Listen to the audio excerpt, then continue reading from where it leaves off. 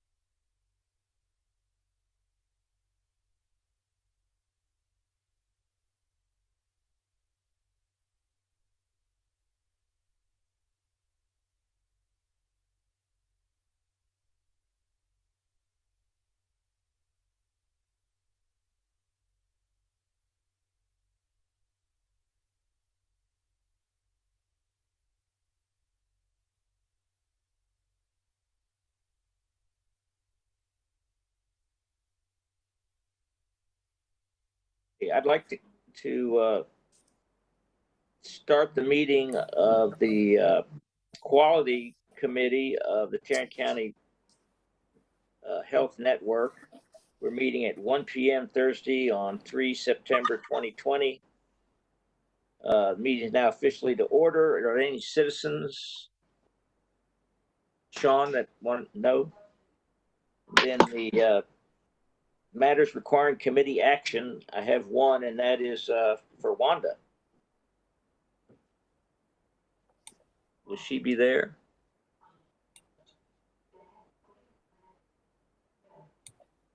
Well, I guess. I'm here. I'm trying to start my video. Oh, okay.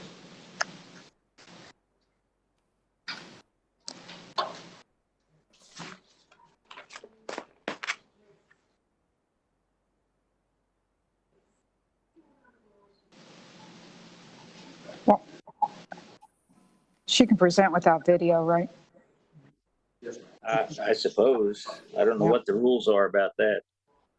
I can see me on the screen. Can y'all not see me? I see. All right, there you are. Okay. I see you. All right. I'm here. Good afternoon. Good afternoon. I am here to present PC 1400. In the title of this policy, we need to remove the Women and Infant Services from this title. It is the guidelines and care for the perinatal and neonatal patients.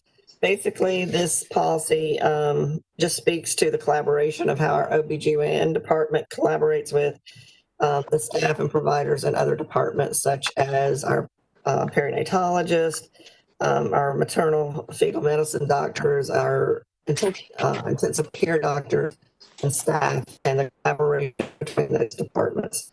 This is a requirement for our maternal levels of care survey that will be coming up. Only changes in this policy were primarily, I think, a couple of reference changes and just a little wordsmithing, but very few changes to the actual policy itself. So this is not a new one, Wanda. This is an old one. It's an older one. Yes, sir. Okay. Would somebody like to make the motion to approve this? This is Dorothy, move approval. This is Zim, second. Second. Is there any discussion from anybody about the policy? All in favor, please say aye. Aye. Aye. Those opposed, I'm going to change the way we respond so that there's no confusion between A and nay. So anybody that's against the policy, just please say no. Motion passes unanimously. Wanda, thank you very much. Thank you. Next is item 4, performance and improvement reports that do not require any committee action. First one is PS 190 or I-90, Rob Stevenson. Yeah. Thank you. Can we see the slide, please? John, you have the slide?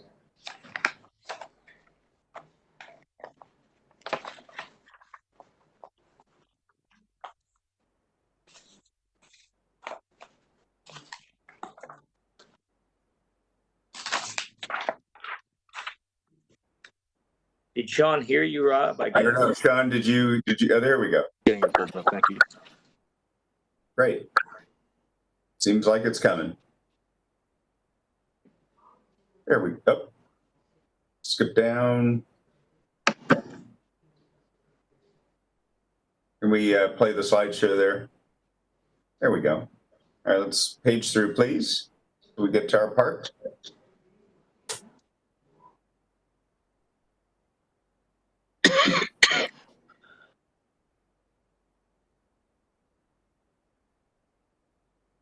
Here we go.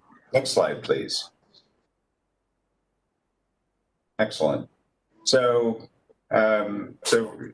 this is our current update with regards to PSI 90. So, as you may, please go up, please. Hold on. Got it. You got it? I got it now. Okay, bye-bye. Can we page up, please? I don't know who that was. We're going the wrong way.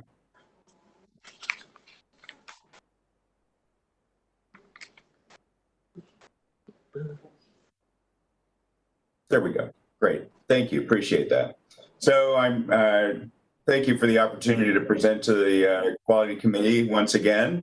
So I'm here to present our current results with regards to our primary quality goal this year, which remains PSI 90. So as you may recall, this is a risk-adjusted, weighted measure of a large, fairly significant number of significant harm events that happen in the course of hospital care. We had been performing extremely well in this goal up until we had our big COVID surge. So we had been in stretch territory with a score, I think, 0.85 as of the end of May. But now we've had a couple of months where we've really been hit hard, especially with pressure ulcers in the COVID ICU. So these are patients who were very, very sick, on the ventilator for long periods of time, often prone, often paralyzed. And in addition to that, a lot of the individuals who are responsible for helping prevent these, our wound care team and that sort of thing, a lot of those people were redeployed. Just to give you some foreknowledge, August, where we're not seeing these same number of really sick COVID patients, and I'll get into that with the COVID presentation. This number has gone away, and part of that is bringing the people back to their normal roles, and the other is just not having patients in that kind of very, very serious situation. But nonetheless, even with those couple of tough months for us, we're still performing in the target range at 0.90, which is a little bit better than we were last year. So even with these tough months and a global pandemic, we're still outperforming where we were last year. And you can see some areas where that was true. For example, one area of big focus for us this year has been on the prevention of perioperative pulmonary embolism and deep vein thromboses. Last year we had a score of 3.27. This year we're at 1.69, and there's been a huge amount of work going on with that in terms of risk assessments built into Epic, driving ordering by our providers, and a lot of attention from our operational teams to achieve that improved performance. We continue to perform much better than historically true in postoperative respiratory failure. That's probably the single thing that's driving us the most to improve in PSI 90 is that we're just not seeing, we have really managed to improve that measure tremendously for our patients. So that's really great news. Postoperative sepsis is also performing better. And as you can see, a variety of those other measures over in the column are under 1.0, which is really terrific performance. And I should remind you that this measure of 0.9 is really reported as something akin to an observed over expected, so that anything below 1.0 is better than expected. Anything above 1.0 is not as good as expected. The other thing I should point out about this is because a lot of the measures that go into this are rare occurrences. For example, sepsis and respiratory failure. That the measure is the longer you look at this measure, the longer the time frame, the more valid the measure is in terms of evaluating the performance of the organization. So 6 months is better than a month. A year is much better than that. And 2 years or more really begins to look at quality in terms of these measures in a much more accurate way. So that long time frame is very, very important because you're capturing relatively rare events. Okay, next slide, please. Dr. Stevens. Or the page, yes, sir. This is Reverend Emerson. Yes, sir. Before you move to this slide, Yeah. let me make sure I understand. Our numbers went up or didn't go down because we had an influx of COVID patients, or we will move our staff to other areas that dealt with COVID patients? Yeah, it's actually the answer is both. We had, because of the surge of patients that we were dealing with COVID, we had to redeploy specialist nurses and others from their usual supportive roles to bedside care. So that was one factor. The other is that these patients, these very sick ICU COVID patients, are uniquely sick. They're really a different category than, as a large group than really anything we've ever seen before. These people are hanging on the precipice of not making it for long periods of time, oftentimes, before they either begin to recover, or succumb to the disease. And because of that, it requires extraordinary measures to keep them going. For example, proning them on their tummies so that you can use more of the volumes of their lungs to try to oxygenate them, because the back side of the lungs are bigger than the front side of the lungs. So if you put them on their tummy, the fluid flows down to the smaller side of the lungs instead of up to the upper side of the lungs, or to the upper side of the lungs. And the other thing is that they're often, in order to get the oxygen into them, we oftentimes give them paralyzing medications so they can't move their muscles, and that sort of thing puts you at much higher risk for pressure ulcers. And because you can't move them very safely, you can't roll them and turn them very easily. So you're just at a much higher risk for, particularly this pressure ulcers. And that surge in them really correlated very closely with when we saw our sickest COVID patients. And so that was an absolute direct impact of the pandemic on this particular measure.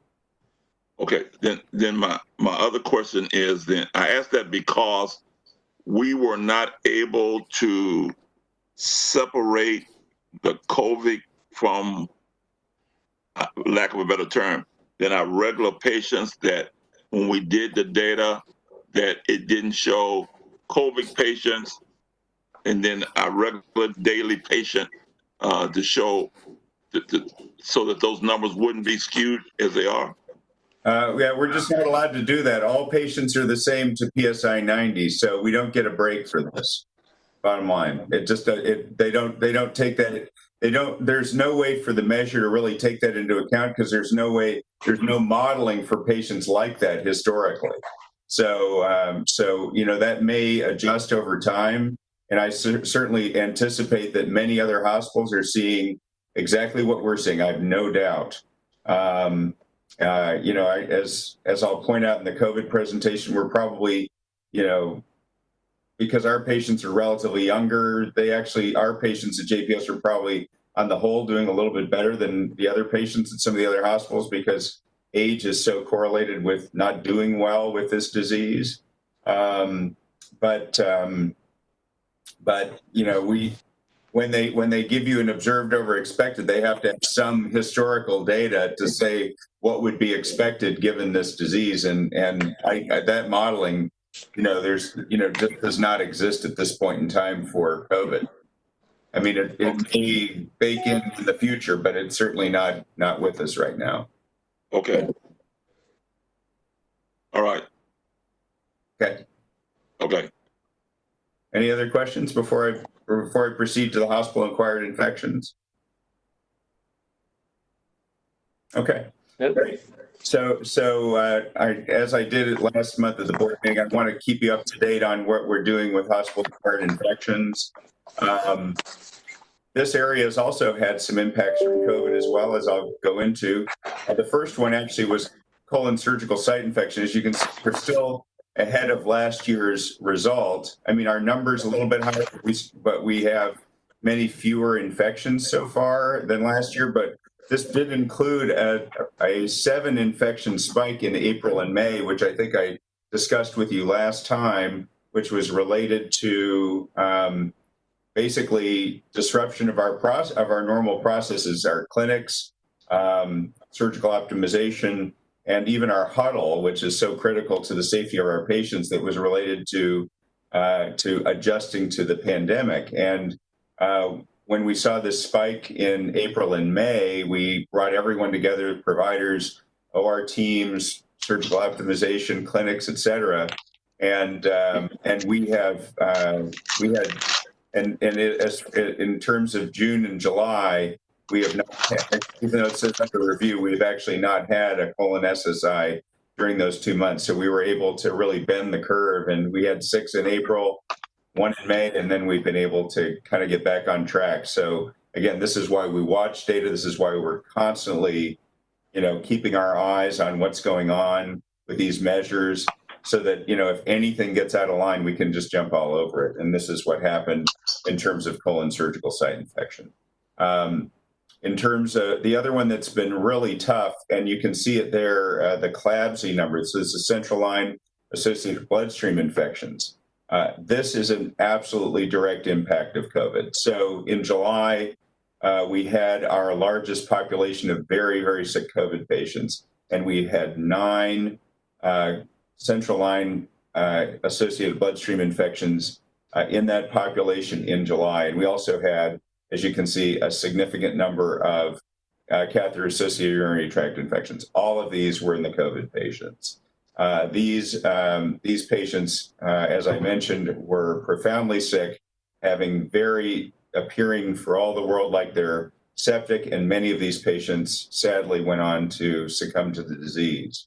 But on the way to doing that, our teams were, really looking for every opportunity to find something else to treat. And so they were culturing and finding some infections. Now, probably some of these were actually contaminants. And what we know from our long experience doing this is that our phlebotomists do a better job of drawing blood cultures than our nurses do, because our phlebotomists do it all the time. The nurses do it every now and then. And so one of the things that we did in the COVID ICU to try to limit the exposure of our employees to these patients was we kept the phlebotomists out of that special ICU for quite a few months. And again, watching this data, we brought them back in, and now we're seeing improved performance again. And again, the patients right now are not as sick as they were back in late June and July. So that's also some of the improvement as well. But these are really interesting, and they were troubling at the time, certainly, but with the appropriate response, multidisciplinary teams, providers, and others, we've been able to bend the curve back again and get back on track. So this is again why we watch this data all the time, to try to prevent things from getting out of control and our patients from getting significantly harmed. Next slide, please.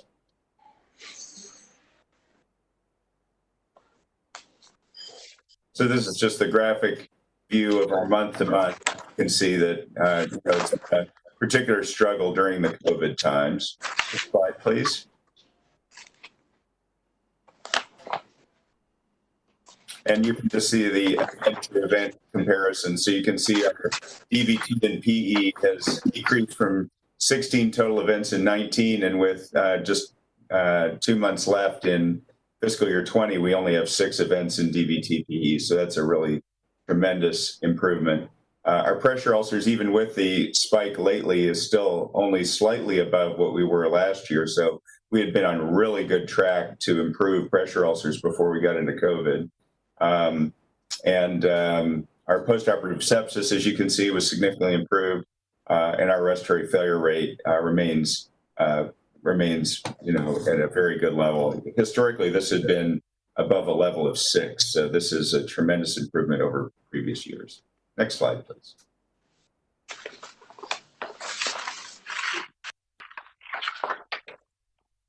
Okay. And that's it for this part of my presentation. Does anyone have any questions for me that I can answer? Any questions for Rob? Don't hear any, Rob. Go ahead. Okay, great. Now we're on to our next presenter, Laura Burnside.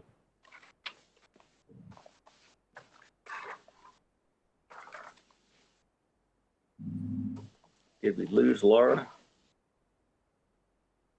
Can you hear me now? I can. Can you hear me? Okay, wonderful. Good afternoon, everyone. Thank you for having me today. Can go to the first slide, please. I thought I would spend just a couple of minutes walking through the division and the work that we do within the division to support the network and the patients we serve. As we go through the next few minutes, I'd ask that you remember 3 words: engage, equip, and inspire, because those are the 3 words that we have built our framework for the support that we provide to the network and the care that our patients and families receive. We have 3 main areas of focus within the division in the funnels on this slide. Our patient experience team is set up in a unique way in that we have a very specific purpose in mind. And that is, when we take care of our caregivers, it leads us to an ability to provide human-centered care to our patients and families in a way they deserve. And so we'll start with our focus on people. A few weeks ago, you heard a presentation from Jeff Christie and Leanne Franklin, and they talked about the work that they are doing to support the caregiver programs that we have here in place at the hospital. We have a very robust Care for the Caregiver program, and it's designed to support our caregivers in a variety of ways that they described, and I won't review those, but I'm happy to answer questions on those if you wish. And just a reminder, since the pandemic started, our weekly average, frankly, for all of the encounters that our Care for the Caregiver team has with our team members here at the hospital is over 1,000 a week. And so there's a lot of work that's going into making sure that our team members are well cared for. We also have an ambassador program here, a JPS ambassador program. It's designed for frontline team members. We have about 450 of them that are in this program. We started it about 4 years ago, and the whole purpose of the program was to ensure that our leaders were assisted in cascading messages to their teams and help engage the frontline team members so that they could continue to help us drive our culture and enforce the rules of the road. Since we couldn't hold meetings in person this year, we actually went to a virtual platform, and we now have monthly town halls for the ambassadors. And we alternate the months. So the first month is an Own It town hall where we go over information and we equip them with knowledge and information and tools in order to take back and engage and inspire their teams. Then the alternating month is a Seek Joy town hall. And those are celebrations and events that we hold that, again, equip our team members with information, but we do it in a fun and engaging way so that they are, again, just equipped to bring back specific actions and specific tactics to their teams to continue the engagement levels among their team members. And we have about 150 people that have attended those sessions on a monthly basis. And then we record them so they can watch them if the time is not a good time for them to join. And then as part of the teaching techniques and strategies for taking great care of our patients and families, we created a mastery program. And the mastery program is alive and well at this point and actually consists of a variety of topics. We developed this program with 2 goals in mind. One, to equip our team members with the appropriate information and knowledge on techniques and kind of the foundations of human-centered care. And the second goal was to create community and dyad partnerships that own the care that we provide to our patients, but they own it together. And to date, we do have 104 graduates from that program. We have 32 people. We had 1 addition since these slides were made with our most recent cohort. And so we have 32 people who are in the most recent cohort. The mastery program consists of several topics, as I said. So we have Patient Experience 101. We developed a whole session on telehealth as we moved into that space. And we just concluded that series yesterday. And then we also have one for emergency services. Since a majority of our patients come through the emergency department, we began working with them and created a mastery program that is tailored for emergency services. In the outpatient world, we began with a mastery program on caring for you, caring for your team. It's a 10-part series. The first part is designed to take care of our leaders and give them knowledge and equip them appropriately so that they can inspire their teams, because we know that engaged teams can bring really compelling results. And then additionally, we have an applied ethics mastery program that will be available this fall. And that is really built around establishing mutually agreed upon foundations for practices across the network. And so that's things like decision making or informed consents or advanced directives, those sort of things. And with these, we've seen dramatic results. In all of our cohorts that have the 104 people who have come through the patient experience component of the mastery program, we've seen up to, among our survey questions, we've seen an increase of about 5 percentage points in all the questions that relate specifically to the physicians who came through the program. Whereas the rest of the organization, we did not see that dramatic improvement. And in some cases, it was flat. So we do know that this works, but then additionally, the units in which the physicians or the advanced practice providers work, we've seen an adjustment and an increase in overall percentile ranking as well. Any questions on the people portion?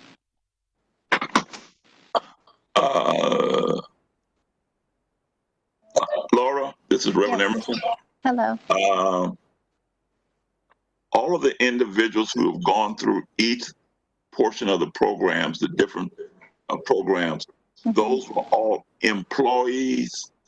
They are operational employees, they are physicians, and they are advanced practice providers, like nurse practitioners or physician assistants. Okay. So when you get the surveys back, the survey helps you to gauge how successful the program is based on their response. So the surveys go out to the patients, and the patients respond. That's correct. And the patients respond based on their perception of care within specific areas. Our data can be segmented in a way that when there are physicians or APPs who work in a clinic environment, we can actually separate the data by name. So we know which data belongs to which physician or APP. And in those cases where we have pulled the data for the people who have just completed the mastery program, we have seen dramatic increases in the perception of care from our patients in every single cohort. Okay, let me go back on this. Okay, so when the physicians or staff has gone through the mastery program, yes, do they give you, do you get a survey back from them on how they felt about the program? We do actually talk with them about that and get information back from them, and their feedback from the physician or APP side.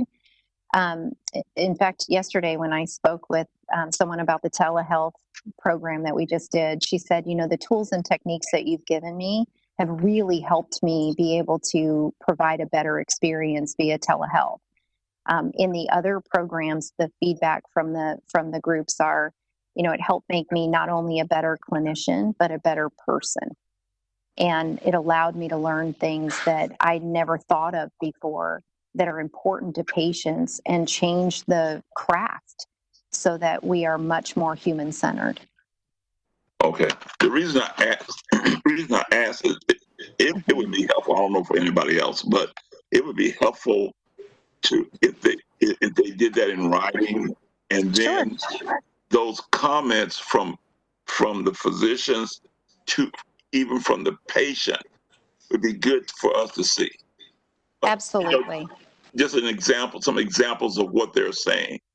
Yes. Okay. I would be happy to bring those. We do have them. We've shown you the video that did have some of the clinicians that participated in the program, and we'll send a link out to that as well again. This is pretty powerful when you hear it in their words. But yes, I will happily provide their comments and all of the data. Okay, good. So thank you for the question. Any other questions? Yeah, this is DT. Hi, DT. I'm looking at the 57,000 plus call to the PBX that's have to be answered by the operator. Yes. That's literally 1850 or some call a day. Yes. Can you give us some highlight to see what they are? Yeah. So the increase has happened since the pandemic. So when you see the 13,000 plus phone calls that are coming in, comparatively from July 2019 to 2020, we have seen an enormous increase in the calls, and most of that is due to the restricted visitation in the hospital. The what? So restricted visitation, where we restricted visitors. So we've had a lot of phone calls coming through the operator to reach their loved one who's in the hospital.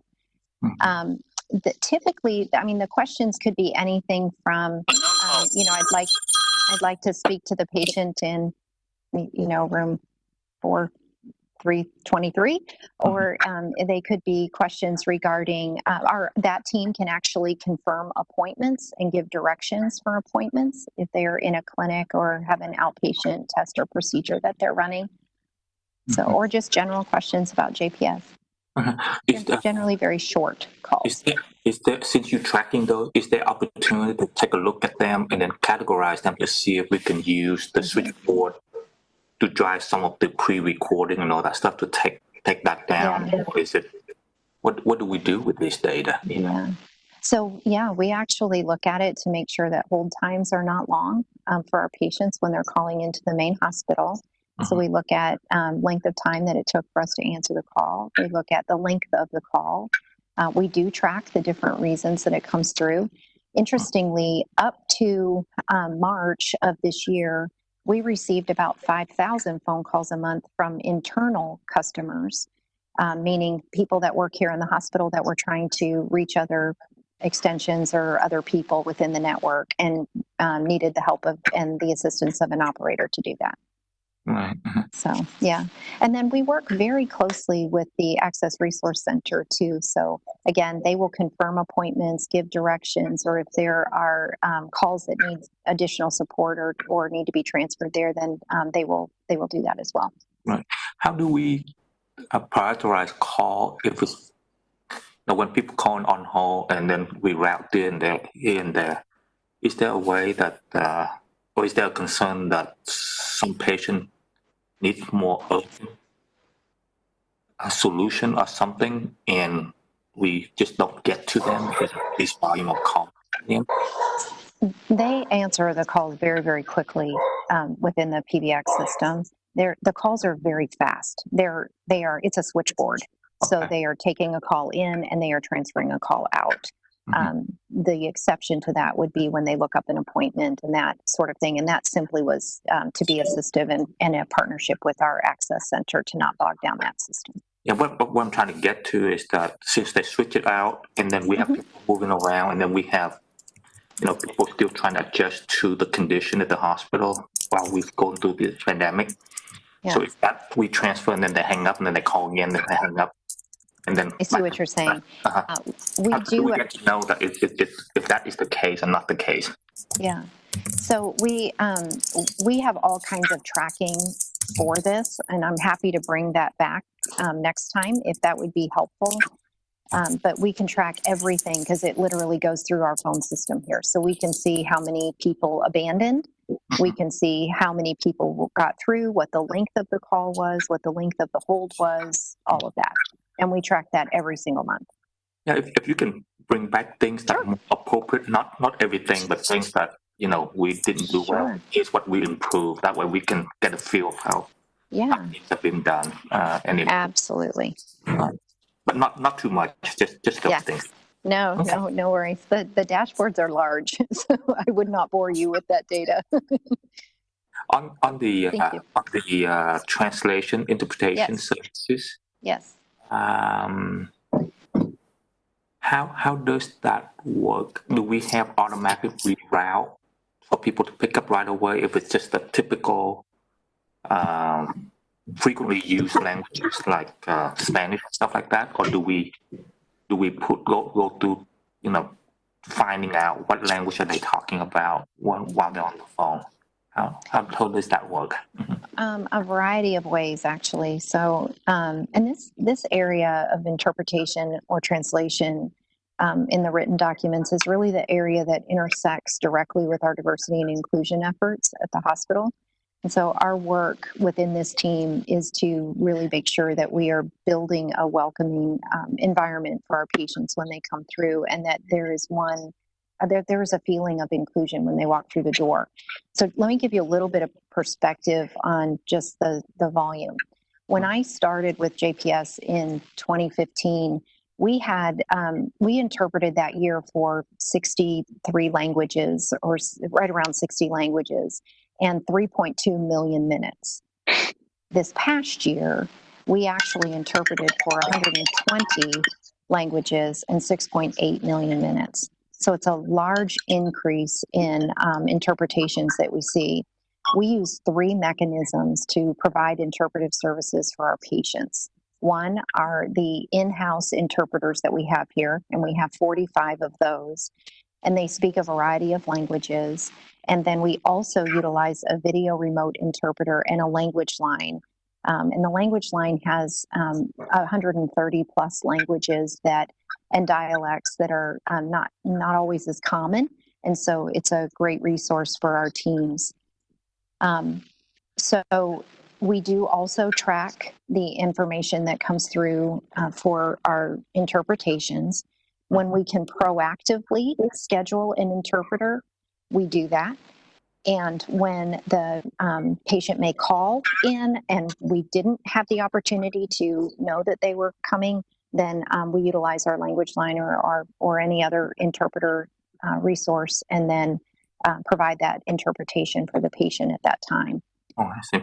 Does that service being offered also for advocacy groups, so that they can, let's say if they want to find eligibility for the connection or for the Medicaid eligibility type thing? Mm-hmm. Yes. Do that for? Yeah. We use it throughout the network, whether it's employee to employee, if we needed that for any reason. We also have several hundred qualified bilingual assistants that are here in the hospital that have been gone through the certification program internally, and we can utilize them for interpretations as well, either for patients or families who are coming in or calling. Sounds great. Thank you. Yeah, my pleasure. Another thing I did want to touch on that really intersects with quality is the discharge phone calls that we do.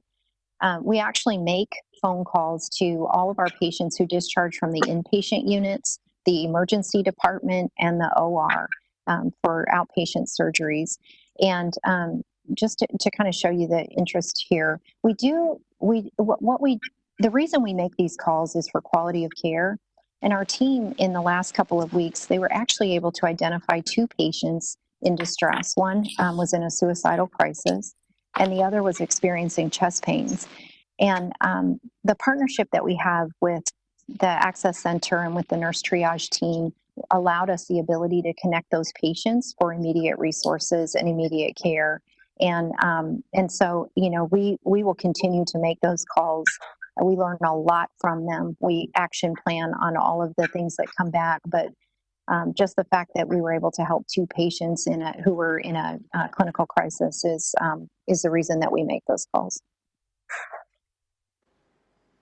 And then we work directly with Dr. Kramer and his work with engaging physicians and advanced practice providers. And Dr. Kramer and I even share a resource that was a really intentional decision for us to bring someone in that had a direct connection to the patient experience team and a direct connection to our clinician engagement. And the reason we did that is that we know that when we have an engaged workforce, we have better engaged patients. And at the end of the day, we consider the patient to be a part of our care team. And that partnership, whether it's across the network, in working with our engagement on this, or it's with the patient, is critically important to the care that our patients receive. One other critical partnership when it comes to the physician section of the work that we do is the partnership that we have with Acclaim. And so we have worked over the past couple of years to align the goals that the physicians that are on the physician scorecards with the organizational goals of the organization. And so today, all of our physicians or advanced practice providers actually hold the physician communication dimension on their scorecards. So they have direct individual buy-in to the work that we're doing on an organizational level. So at the end of the day, it's really about alignment, accountability. We celebrate success because there's a lot of that goes on here, and connection with other parts of the organization to ensure that we are doing everything that we can to take great care of our patients and their families, and ultimately our community. Any questions, other questions on any of that? Nope, keep going, Laura. We can move on to the next slide. I'll show you some of the results and then just some of the action steps that we're taking. I hope that that summary was helpful for some of the work that we do throughout the division. But on this slide, what you'll see is our organizational goal for inpatient, and that was that the number of HCAHPS dimensions, and there are 9 dimensions, would achieve 75th percentile on a national level. And so as you can see on the right-hand side, the dimensions are listed out, and our current performance percentile ranking is listed right after the dimension. We are currently achieving 4 of our dimensions at the 75th percentile or above. We had our largest, highest achievement in physician communication since, I think ever, but certainly since I've been here. And that's at the 78th percentile. Any questions on the goal or on the data? Can you explain a little bit about the care transition? Sure. Yeah, it's a standout, isn't it? Yeah, this is actually the only dimension that has declined.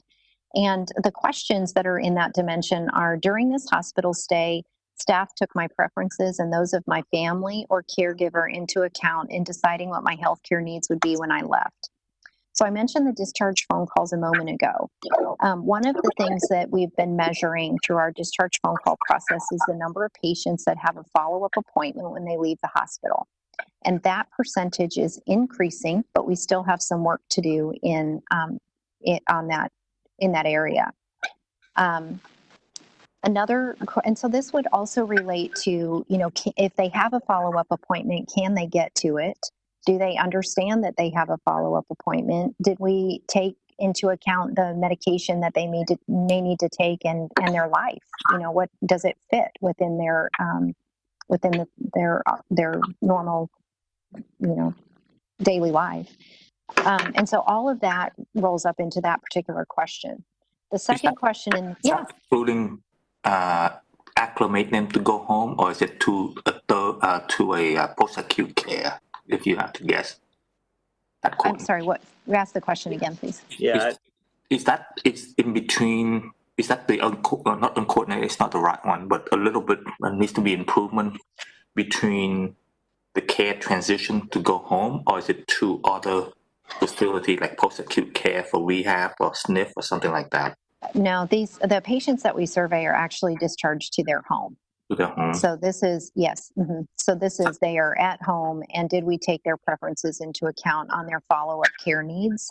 And did we partner with them and really talk with them about what they can do and what they know to do in order to receive great care even after they leave our 4 walls?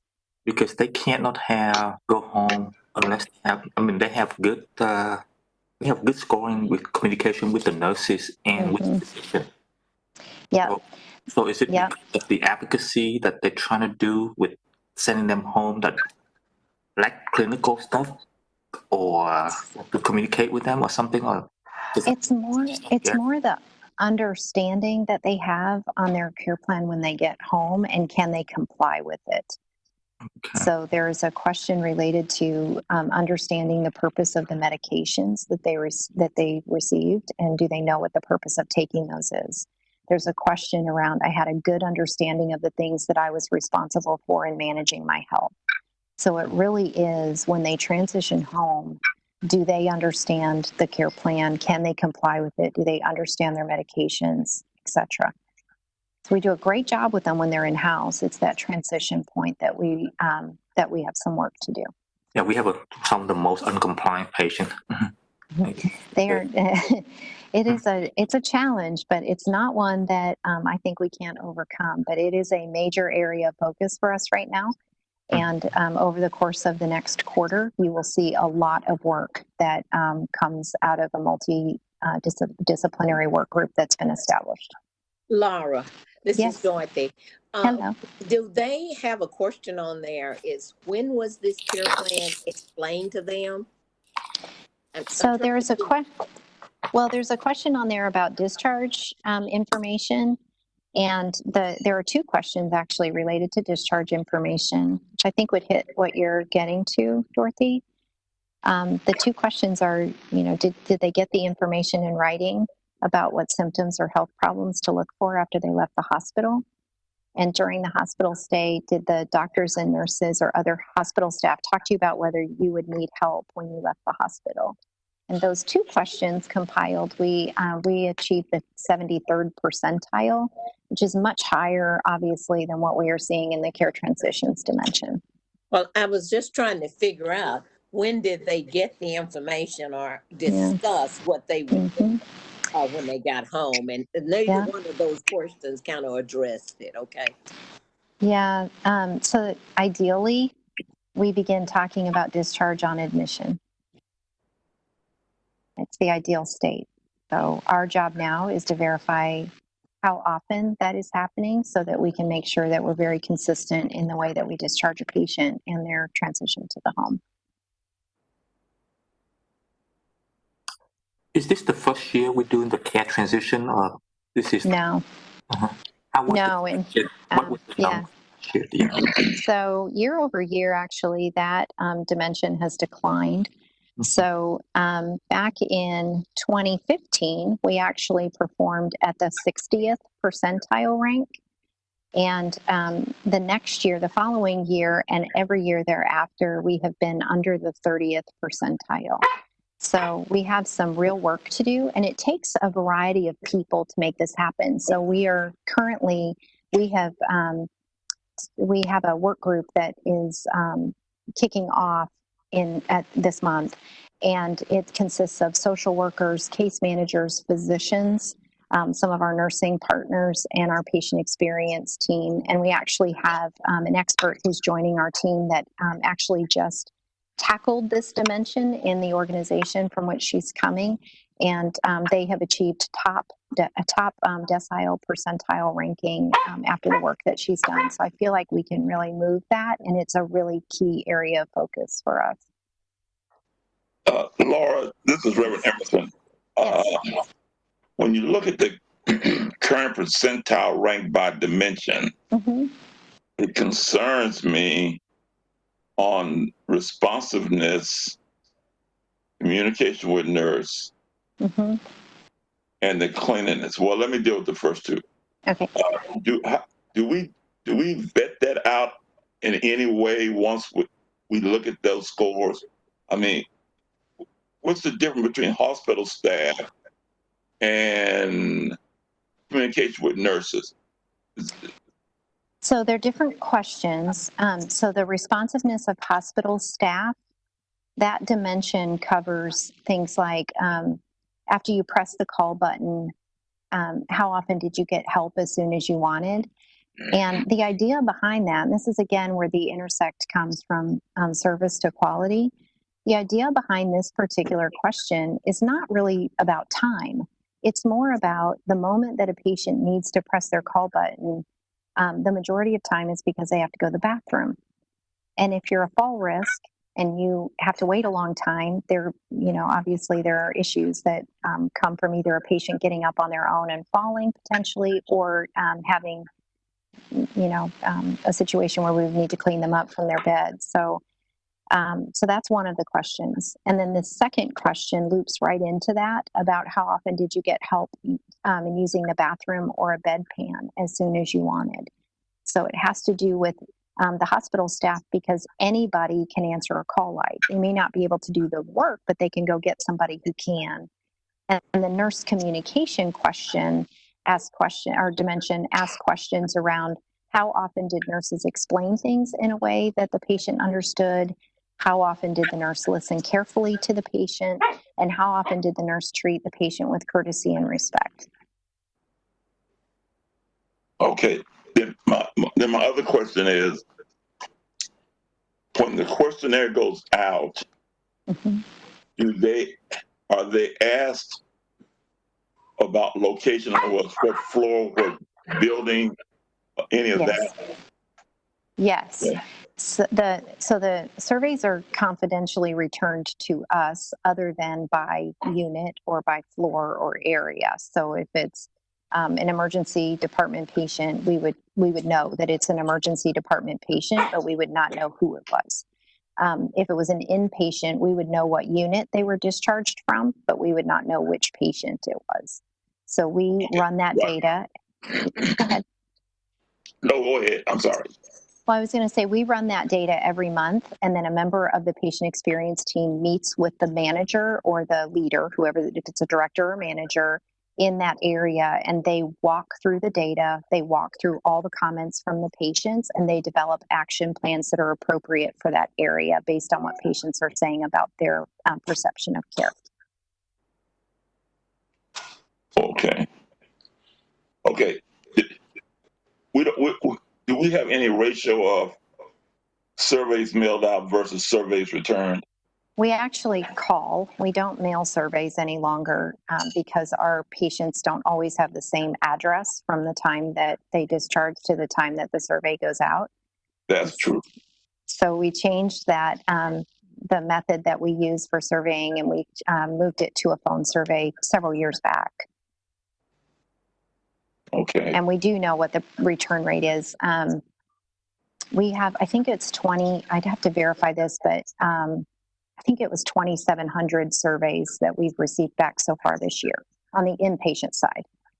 On the outpatient side, that number is exponentially greater. Yeah.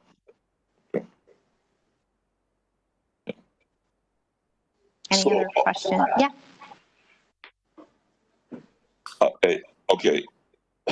Achieving a 75th percentile. Is that our goal? Is our goal higher? So we selected the 75th percentile as our goal because the national standard is that when you hit the 75th percentile, or the top 25% of the nation, the percentile ranking change is the raw number is so small that national standard is when you hit the 75th percentile, you are considered a top of the country hospital. Okay. All right. Okay.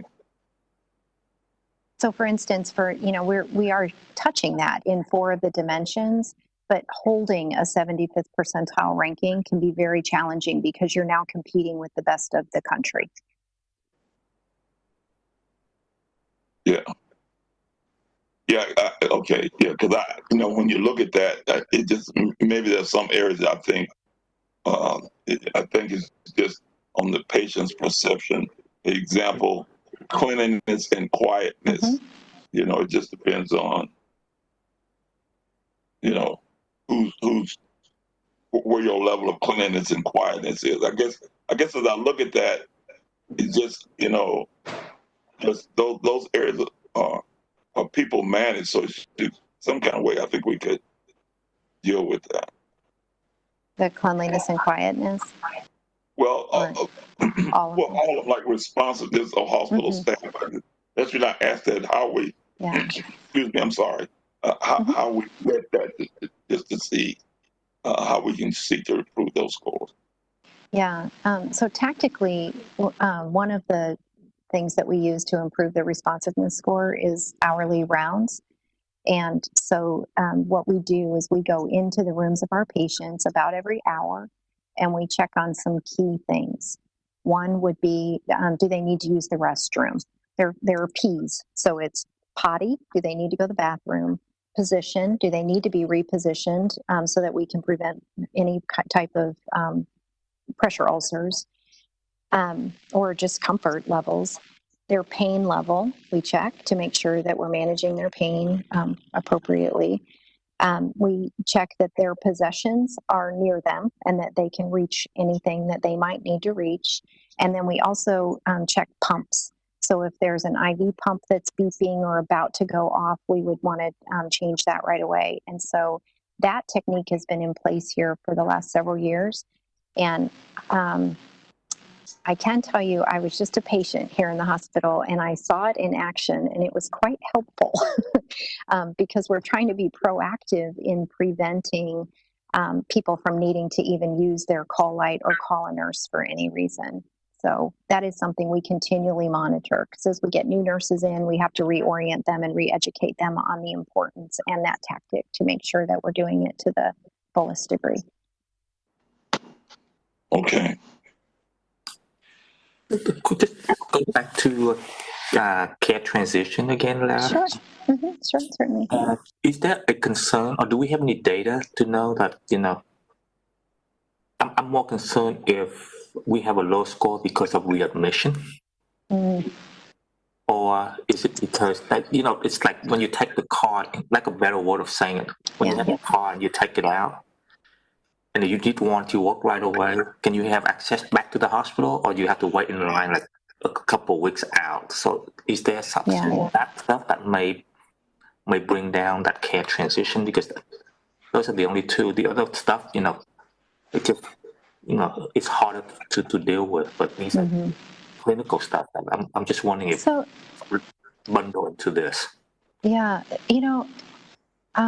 nationally, this dimension is the lowest performing dimension. So it's not just JPS that doesn't do well. In fact, it's about once a hospital hits about 1 out of every 2 patients saying that we did a good job with care transitions, they turn into one of the top hospitals in this dimension. So it's really poor performance nationally. But it's an important one. And so I say that because I think that, for us, we are sitting here looking at this saying, okay, we have great partnerships with our patients and we have a great team that works here. If anybody can figure out how to transition our patients home better, we should be able to do that. And so that is what our focus is between now and the end of this calendar year and beyond, is really getting our arms around what is important to our patients when they go home and where might we find those gaps. So things like one-click scheduling for patients to be able to use that function, or our care team to use that function, helps us be able to schedule appointments for our patients so that when they leave here, they're not having to call back in and schedule an appointment. So it's those types of things that we need to and can improve in order for us to transition our patients better when they go home. Okay. If you can take a look at, if there's a concern of readmission because of that population. Yeah, I will. That's what we know. I have not seen the data sliced that way, but I'll see if I can get it sliced that way and see what we can come up with. Yes. Laura, as you look at that information, the number one calls I get is folks calling and saying they gave me a number to call to schedule. It's usually a specialty appointment, and they continue to call and can't get in, or they are put on hold. So somehow, if you could look at that, because that is the number one call. I was dismissed and they told me to call back, and I've been calling. I was number 15 and now I'm number 35 on a call waiting. So those are the things that I am hearing. Okay. Yes, absolutely. Thank you, Dorothy. And that was one of the reason I asked about the PBX, the call. Yeah, the PBX doesn't schedule appointments, but they can certainly help patients know where to go to do that. And we to Dorothy's point, we still work that every single day. So and again, that's part of our partnership with community health work that Joy does, and we partner with them very closely, and we will continue to do that until we get it right for our patients.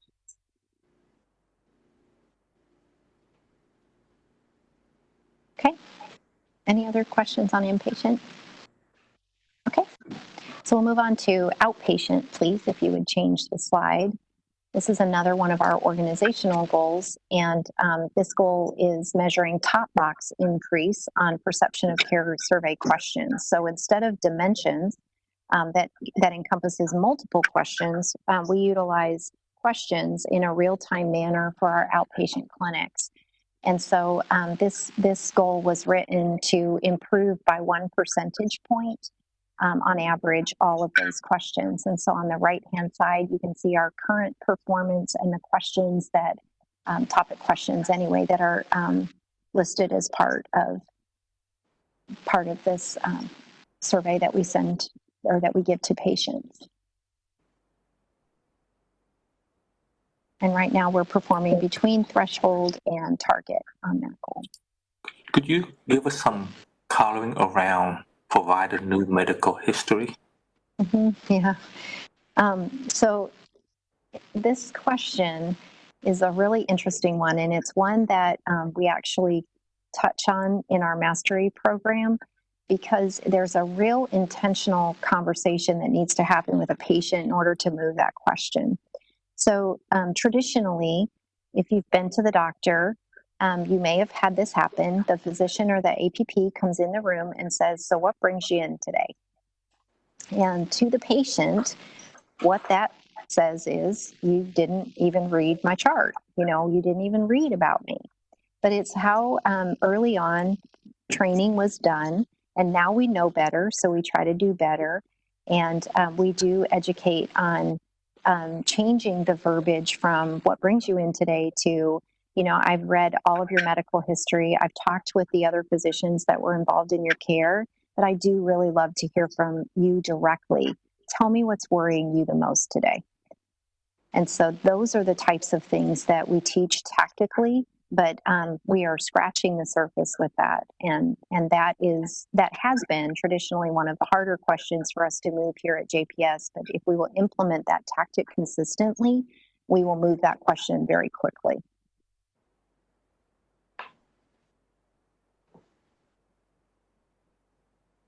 Laura, on Yes. easy to get appointment, is that specialty, my primary care? This is just overall, right? This is actually primary specialty and women's health as a group. Okay. But I will tell you that our primary care has been hit the hardest with the pandemic. And so, we had some clinics that were closed, and we moved over to a telehealth platform very quickly. And we did see a decline in our provider questions in primary care specifically. So we are working directly with them now because, they're, as far as a pretty close partnership, what we actually saw in specialty and women's was a 1% improvement over last year so far this year. So, we did see a hit in the primary care area with the pandemic. Right. Thank you. My pleasure. Yeah. Laura, I kind of want to piggyback on Dorothy's question. I can remember when I first came on the board, one of the big questions, or I shouldn't say questions, or complaints was that, number one, easy to get appointments. This appears that it has improved. What is the problem that it's so tough to get appointments? Is it tough to get appointments, or get it when I want it, or I have to wait so long to get it?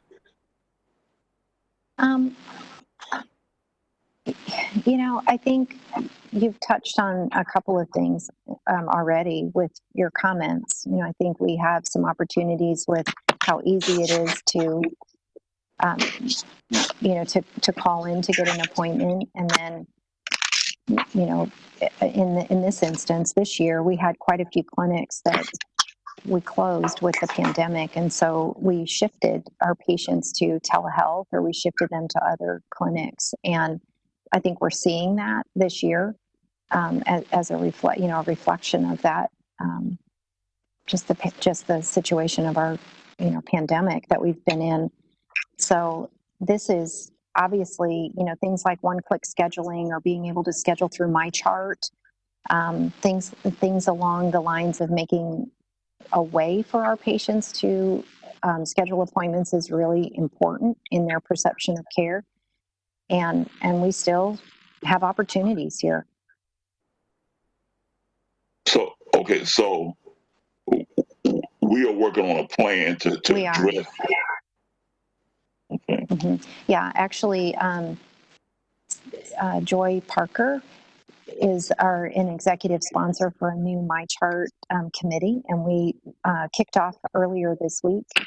And so that will be, scheduling through MyChart will be one of the topics that we make sure that we're driving home.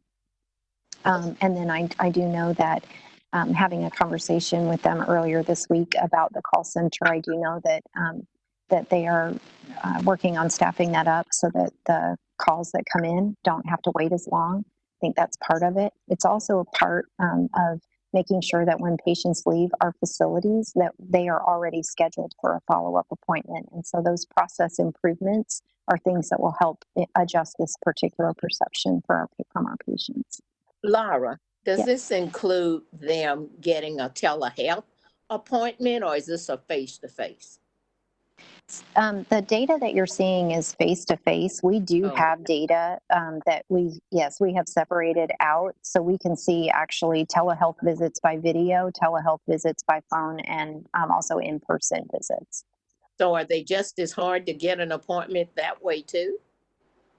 It's been easier. Our telehealth visits are really the video visits are really seen very favorably in the eyes of our patients. Okay. So are you changing your your tool to show ease appointments should include face-to-face telehealth? Because if you're doing more telehealth, then those easier to get, that would do a better picture of showing access to appointments.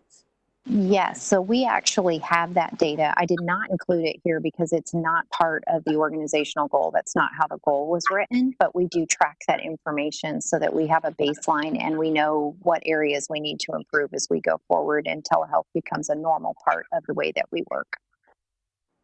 Does that mean? And I can bring that back and show it to you if you'd like.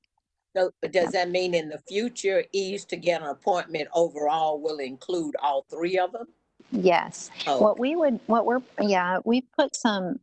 talking with the vendor because many hospitals are in the same boat that we are in, which is we didn't really have a strong telehealth platform prior to, or they didn't either. And so we're really trying to find a national baseline for this now, and a benchmarking mechanism. And so that's in the works. And part of the recommendation that we're making for the organizational goal next year is to include telehealth as a portion of this. Okay. I have one last question. Sorry. Certainly. No worries. You can ask as many as you like. Okay. These scores, is this over a 30-day time frame, 60-day? What does these scores encompass? How long of a time period? Fiscal year to date. So from October 1st to today, this is where we're performing. And these are top box answers. So the only thing that you're seeing in the percentage that's up there are the patients who responded at the very highest level that they could on the survey. So whether that was an always answer, a yes, definitely answer, or on a scale of 0 to 10, they responded at a 9 or a 10 level. And our biggest opportunity are the patients that are having a good experience, and we need to shift that over and find out what that gap is that's not creating their perception of a great experience, if you will. So we have a larger chunk that falls in the categories of we had a really good experience here. But there's something that we have to dig in and really use the data to tell the story so that we can improve things for our patients. Okay, because when you really look at it, I know we're not looking at the questions that are asked, but when you just look at this report here, it concerns me that provider knew medical history, so he didn't have a chart to look at, saw provider in a timely manner. I guess that ties into easy to get an appointment. But then when you look at the people area, like receptionist, courtesy, respect, 66.8. Okay, now that appears to be, I guess, a good score. If you go over to the left here, the top box on perception of care, our target is 65. Do we set that 65 or someone else sets that? So that's actually an average of all of the questions that are there. And we actually establish our goals based on the recommendation from our survey vendor, who is NRC Health at this time. And so they have benchmarking data for their national database, and they tell us what the national average rate of improvement is. And then we go back in and take a look at, our data with them, and then they help us make a recommendation for what's appropriate at the threshold, target, and stretch levels. Okay. So it's based on national average rate of improvement and our data here internally. Now, Laura, didn't we change how we were looking at outpatients? Because when we were looking at their 8 questions last time, they were over in all 8. And so they changed how they were going to be looking and doing an overall to make it better. Am I correct on that? You are. So the way that the goal was set up prior to this year was along the same structure as what the inpatient goal is. So the questions that you see on the right-hand side, last year, our goal was set that we would move 8 of those questions, point 2. Point 2. I was pulling from memory there. And this year, as we had conversations with you about the outpatient goal, we felt that a more appropriate way to demonstrate it would be to take an average of all of the questions, and then you could see were we improving or not on those questions. And there's a 1% improvement that our goal is set at. I knew we changed those because whatever our score was, they hit every last one of them last year, and so they wanted a more meaningful way of showing it. Oh, okay. Yep. Other questions on outpatient? No, if you would proceed there, Laura. All right. So the last slide is just our action steps. And so I've already talked about these a lot through this, and so I won't belabor the point. We have a lot of cohorts going through the mastery program. The Care Transitions Committee that I mentioned has been established, and it is a multidisciplinary group that is working specifically on our care transitions dimension. And then additionally, we do monthly action planning with the leaders. We orient every new hospitalist that comes through JPS or comes to JPS to make sure that they understand JPS and that they understand the excellent care that we are working to provide. And then we action plan based on the need for the area in which they serve. So those actions continue month over month over month, and we will continue to hone those until we are very, very confident that there is a consistency in the manner in which we deliver an excellent perception to our patients and their families. And that's all I have for today, unless there are other questions. I would say good work. Thank you very much. But we still have a ways to go. It is a journey for sure.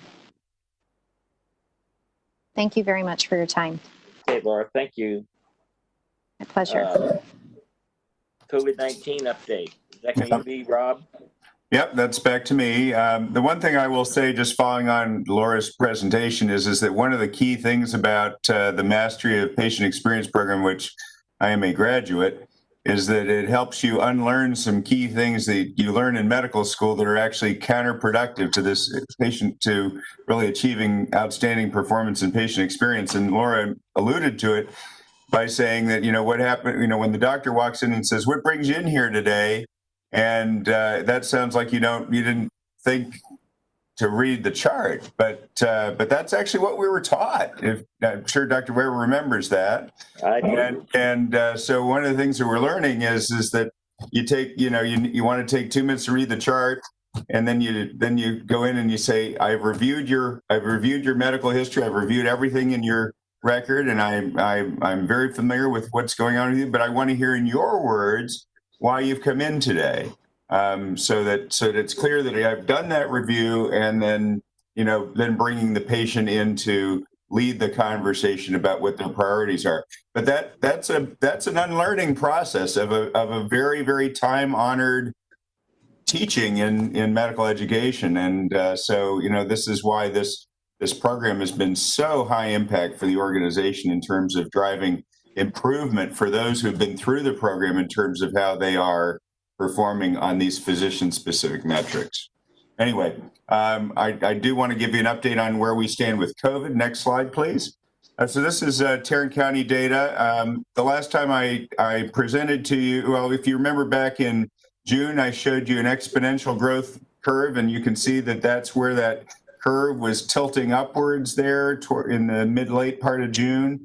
In August, when I came with the July data, I showed you, a linear growth, and you could see that was true through that time. And now you can see things tapering off a little bit, just for, hopefully, for the long term, but we do fear it may be temporary with school reopening, the college outbreaks, and all this stuff. But we are seeing countywide a decrease rate of new cases each day. So next slide, please. You can see that graphed. This is Tarrant County data again, that the new cases reported each week has dropped off pretty substantially through the month of August, hitting, as you can see, a very high rate of new cases in early August, and it's really dropped off pretty precipitously here as we've gotten into later August. Next slide, please. You can see that that's also been reflected in hospital volume at JPS. So as I have mentioned multiple times, that first big peak was related to the federal prison, but then we surged up again in July and August, hitting a maximum number of patients in the hospital of 128. And now we're hovering most days between 40 and 50, although we dropped below 40 yesterday briefly. We're back up a little bit over 40 right now, but we have, the pressure has abated a little bit, which is, a great relief to all of us. Next slide, please.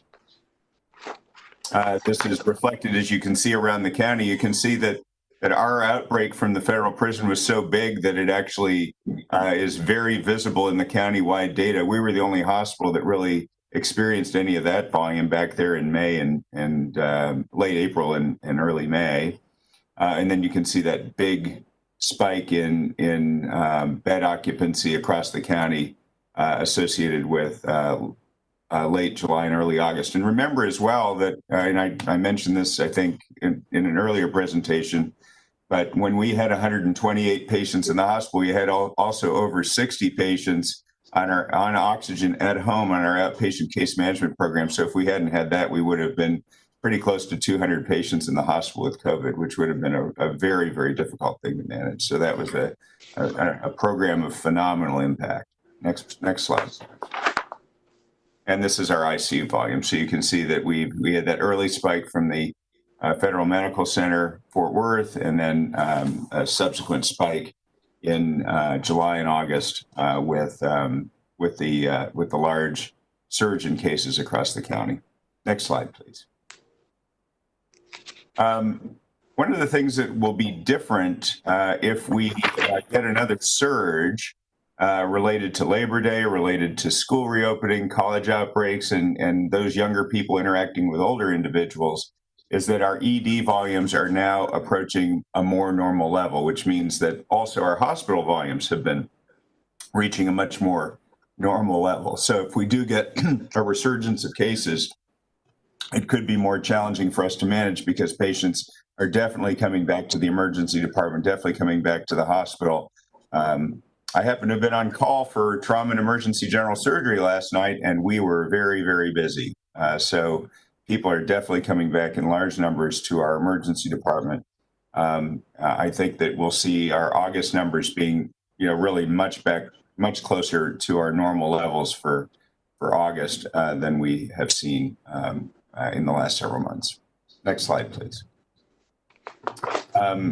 Our patients have continued to get older as the pandemic has continued. So we started off high, we dropped down, as you recall, in early June to a level near 40, and now we're running at an age trend of near 60 as far as our hospital admissions. Next slide, please. The impact of that, next slide, please. The impact of that is that the older patients really account for the patients who get the sickest and have the highest risk of mortality. So this is county data again, and you can see that 70% of the patients who have died from COVID during the pandemic in Tarrant County have been over the age of 65. So as that age number tilts upwards, the risk of mortality also does. Next slide, please. We have the ethnicity of our patients has become a little bit more balanced over time. As you recall, back in June, we saw a large surge in our Latinx population, and that has become a little bit more diverse over the last month or so. So that has definitely balanced out over time as the pandemic has spread around to other ethnic groups in the county. Next slide, please. You can see that our Hispanic population is probably overrepresented in the risk of death in the from the pandemic, as is true as well of African Americans. Next slide, please. So recent achievements with COVID here is following the lead of the CDC, we have instituted clinical clearance, which means that when a patient is far enough out from their diagnosis, and so the rules are that if you have either outpatient disease or you've never been symptomatic from COVID and you've tested positive, if your symptoms have improved and you've gone at least 24 hours without fever and you're 10 days out from your diagnosis, or you've remained asymptomatic 10 days after your positive test, biologically, that means that you're really not shedding the virus anymore. And so you can be safely clinically cleared without retesting. We rolled that out at JPS, and the CDC recommends for patients particularly sick with COVID, hospitalized sick COVID patients, they recommend 20 days. We've instituted that as well. We've brought visitors back into our hospital, which is huge for our patients, huge for patient experience, huge for care transitions. We were able to get state funding for 53 new nurses and 3 respiratory therapists who are now on site.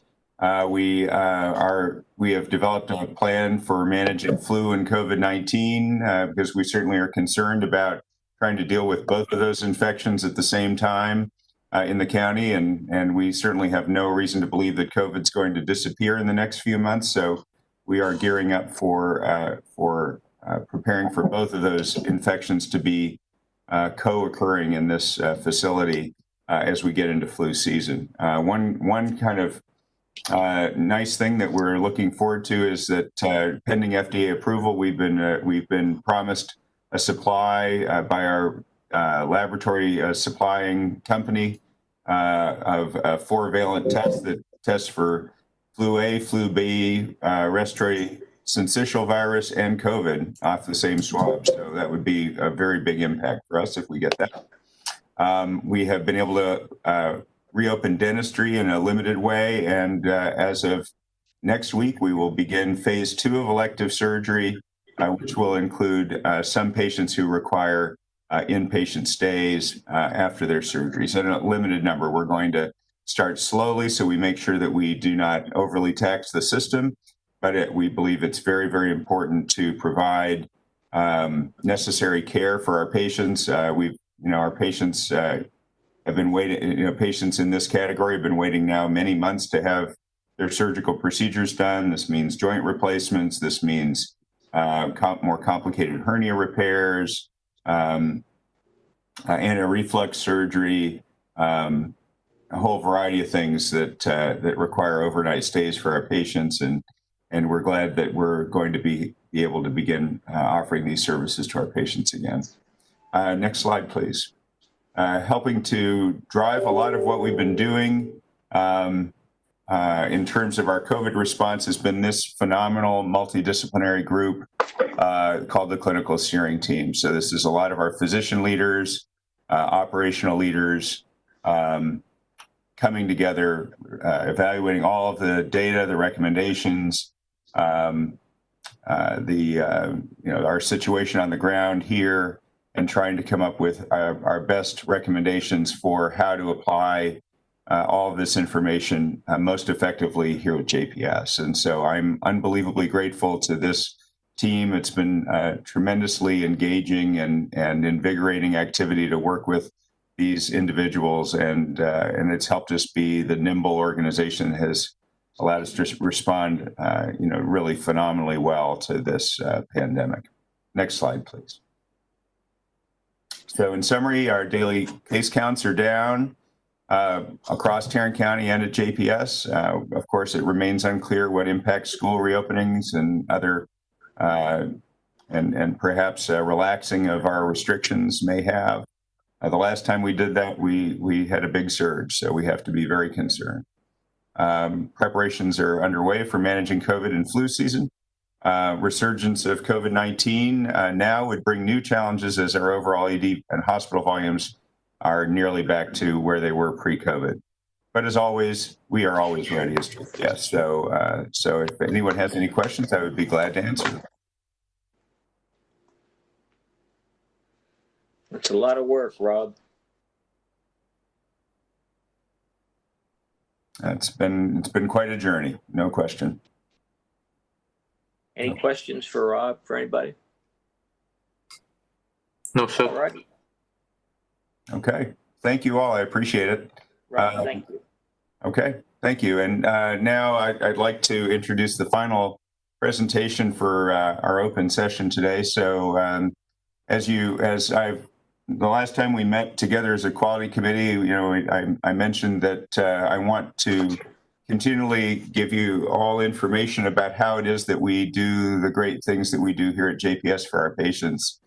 One of our great achievements over the last couple of years, and if you remember back to 2 years ago, which seems like eons ago now with the pandemic having been with us for nearly 6 months, but that the big talk wasn't COVID, but it was the epidemic of opioid addiction in this country. And so JPS took a very proactive stance on this, and with the leadership of Dr. Richard Teams and Nicole Shoquist, the head of our pharmacy, they rolled out at the end of 2018 a phenomenal program to manage our patients in the hospital with pain using a multimodal approach and to spare the use of narcotics as much as possible. And so, now we've been doing it for 2 years, and they have some pretty interesting results to share with you. So I will turn it over to Dr. Teams, who is one of our anesthesiologists and is unbelievably passionate about the management of pain in our patients, to let you know what we've done in this area and how it has gone for our patients here at JPS. So without further ado, I'll turn it over to Dr. Teams. Rob, thank you. Awesome, thank you. Can you guys all hear me okay? There he is.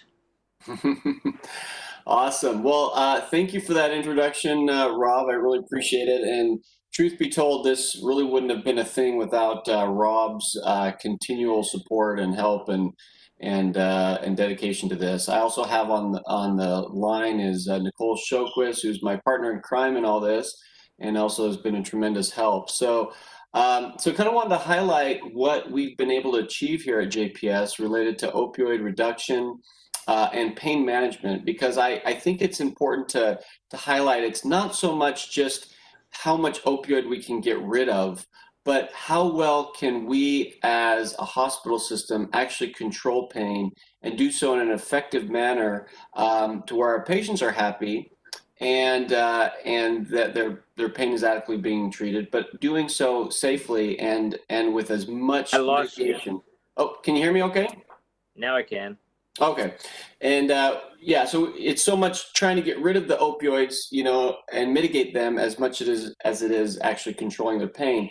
So as Rob kind of alluded to back in 2018, at the end of 2018, we rolled out this multimodal order set. And this is kind of a high overview of what they look like. This is actually the oral pain medication regimen kind of outline, if you will, to kind of get a glimpse of what this is. And basically what multimodal pain medication is it's using different medications which are non-opioid, which target different receptors in our bodies, different pain receptors, inflammatory markers, that sort of thing, to help manage and mitigate pain. And we've been extremely successful at rolling this out at JPS and lowering our pain scores, in addition to also lowering our opioids. So this is just kind of one example of that. I kind of wanted to show you what it is exactly specifically we're doing. If you could go to the next slide. The next slide actually highlights what the IV medication is. And one of the crux of this pain management is to encourage clinicians to not use IV narcotics when possible. Certainly there are times when we need to use IV narcotics, particularly if they're under anesthesia. Obviously, we can't give them oral medications when they're under anesthesia. But and acute pain processes when they're in the ED. But beyond that, if they can eat, they should be able to take oral pain medications and to lower IV narcotics, IV opioids. And that's actually been one of our goals, was to actually lower this. And I'm going to highlight some of the cool features that we've been able to achieve as far as lowering IV narcotics here in just a minute. You can go to the next slide, please. So this is kind of just talking a little bit about the specifics of one of our IV medications, which is IV Tylenol, actually, and some of the things. Next slide. So this all only goes back to May 19. I have some other data here to kind of show you, but the blue lines actually show the total administrations of opioids, and then the difference between IV versus non-IV medications. And you can see a nice slow trend going down. In our heyday, when we were using, before all of this happened, this is 2018 and before, the highest number of opioids that we were using was about 8,000 individual opioid administrations a month, okay? And I want you to remember 8,000, because that's kind of what we're comparing to what we are now. So as you can see, May 2019, we were down to just a little over 5,000 administrations, which was lower than the 8,000, which was what the highest we were at. Now we're down to about 4,000, and that's kind of been a pretty consistent trend. If you can go to the next slide, please. So this is a really fascinating slide, because it shows exactly where we are. On the far right of the graph, where it says August, September, October, November, that's actually last year. And then the January through July is actually this year. The green line actually shows what the hospital admissions are. And obviously we took a large dip in April because of COVID in May. And now we're kind of starting to go back up to our normal midnight census. But this is the really cool part about it, is compared to pre-2018, as of July of this year, we have reduced opioids 47.3%. So it's a huge accomplishment that our clinicians have been able, and nurses and the hospital system at large has been able to accomplish as far as lowering opioids and including lowering IV opioids as well. Okay, so that red line I put there, that's kind of the demarcation line, just so you know, last year versus this year. Next slide, please. So this is the month-to-month opioid percentage decrease. Obviously, during the COVID period, we kind of dropped a little bit, but that's obviously because we lost a lot of patients. But the trend has been consistent in that we have consistently increased the percentage of opioid decreasing. Okay, that's kind of that green line you see there. Let's go to the next slide, please. One of the biggest reasons why we've been able to mitigate opioid administrations is actually additions of other medications to this. Part of being proactive with pain management is actually giving scheduled non-narcotics. Historically, what would happen is most of these medications would be as needed, meaning, okay, well, you're hurting. Okay, now you're hurting. What's your pain? Okay, well, now let me give you a pill. Well, a lot of procedures, surgeries, and different even medical conditions, we know you're going to have pain.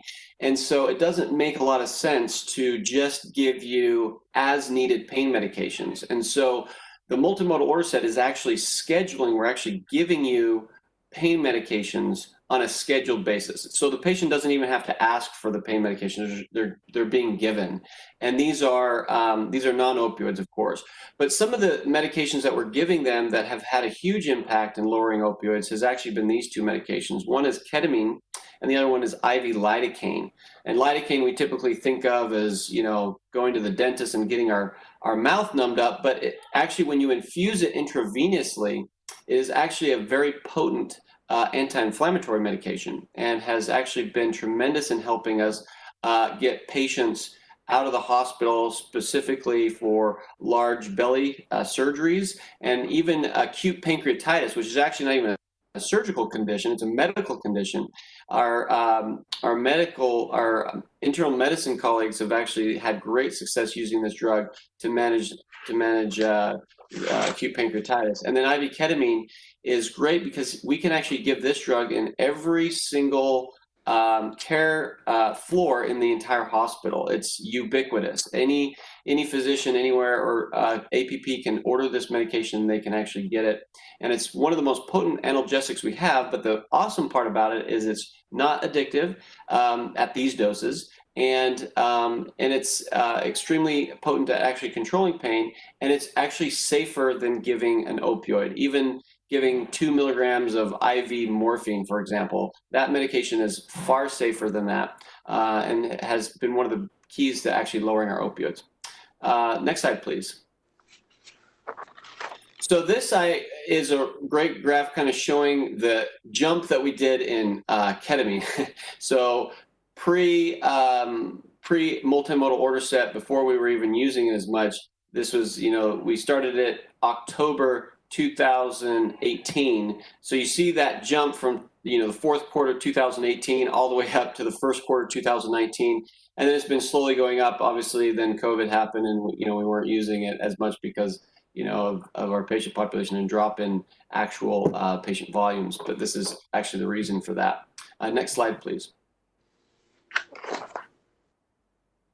So one of the things that Dr. Stevenson wanted me to highlight, which is also one of the reasons why we've been able to lower and mitigate a lot of pain, is actually what we're doing from a surgical pain standpoint in the use of actually doing nerve blocks. This is actually me performing a nerve block on a patient in the operating room.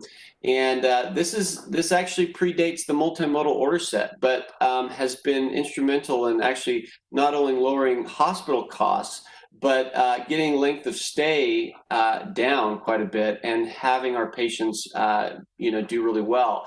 So when we first started this block program, and just to explain real quick, a nerve block is basically doing an injection with a needle using ultrasound guidance, as you can see me there doing, and injecting a local anesthetic either in a tissue plane where all the nerves live, or specific targeted nerves where I can actually numb up a nerve targeting a region of your body, such as your arm or your leg. In this case, this is after a belly surgery, so I can actually nerve up all the nerves numb all the nerves in the belly, and can last for several days depending on the medications or techniques we use.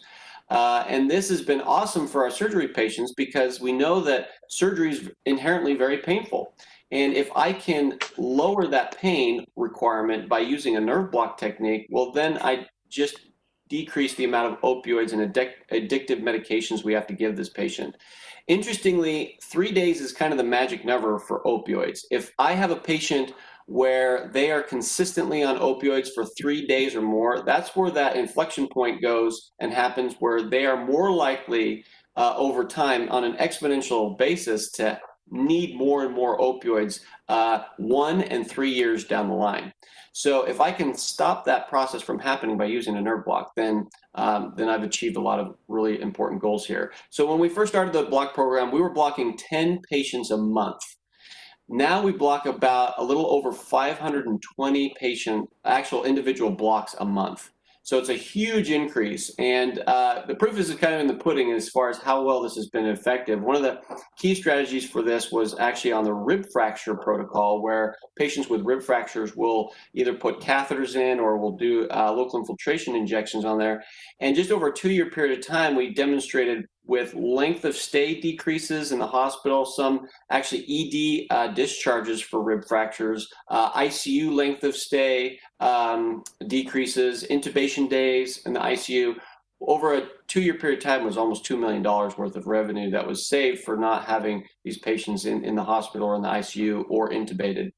Cost savings from total with the nerve block, we kind of average, we figure it's about 4.4 million, and that's mainly on length of stay issues. So admissions and length of stay in the surgery population.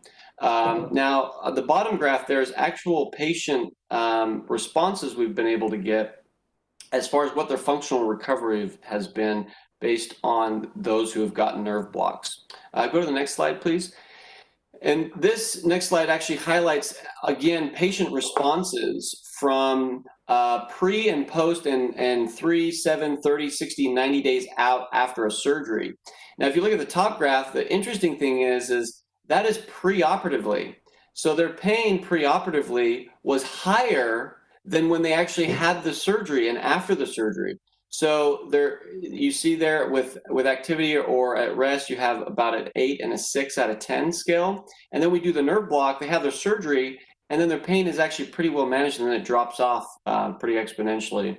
Another interesting question we've asked a lot of our patients, again, this is actual patient data that we've been able to collect, is what is your pain compared to what you expected it would be? And these are actually only the block patients. And so it's kind of shifted to the left, so that meaning that their pain is much less or slightly less than what they expected it to be, and that actually propagates as it goes on, where they feel like their pain is actually pretty well managed. A lot of what we feel has actually happened with the HCAP scores in relation to medications is to some small degree partly because of the hyper awareness that we have on pain management, and people are now talking about it, especially with their patients. And so with our patients, so the patients understand that we're really eager, engaged in trying to manage their pain. Next slide, please. So these are some really cool anecdotal reports that we've gotten related to the multimodal order set, which also goes hand in hand with some of our nerve block modalities. So length of stay, I mentioned that a lot, but we look specifically at like length of stay for open belly cases, and open belly cases is pretty broad. Any type of case that's, you know, big open belly case, where our average length of stay was about 5.2 days before, now we're about 3.5 days. So we've shaved off over 2 days worth of length of stay, which again translates into dollars in the hospital system. And then ileus is another big problem. So if you have a surgery, the chances of you having an ileus after abdominal surgery is quite high. Well, it's made worse if you inject opioids or give them opioids, because it slows your bowels down tremendously. IV lidocaine, I know I mentioned that before, is actually a medication that actually works on the opposite. It actually is a pro-motility drug and has actually helped us mitigate a lot of illnesses. So just because we're talking about opioid mitigation, interestingly, we still prescribe opioids inpatient. We're not trying to get rid of them altogether. It's just one cog in the wheel of pain management. And we use them as PRN medication, so as needed. So the patient would have to ask for these medications, but they're getting these other medications scheduled, these non-opioids. Well, the cool part about that is because we're now scheduling these non-opioids, and they still have the same morphine milligram equivalents, almost, a little slightly less than what they had, historically before 2018. They're just simply, the patients just simply aren't asking for the opioids because their pain is so much well managed. PCEAs, which is patient-controlled analgesia, it actually should be PCA, sorry. These are those buttons that you'd push, that you push a button and it gives you a little bit of opioid. I hate them. I don't like them. I don't like using them. Getting patients off of them is horrible. And using this order set, one of the things we want to get rid of is or lower is PCAs because of all the IV narcotics. IV narcotics are really bad if you're on them consistently for more than 24 hours because you can develop a condition called opioid-induced hyperalgesia, meaning your pain is actually worse with IV narcotics, not better. So we want to get rid of these IV narcotics with a PCA. So we were averaging 72 patients a month. Now we're about 6 PCAs a month, which is awesome.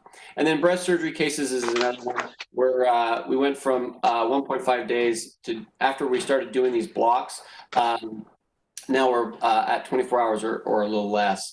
Another thing I want to highlight real quick is actually our cardiovascular surgery service. So that service line had one of the highest decreases in opioid uses.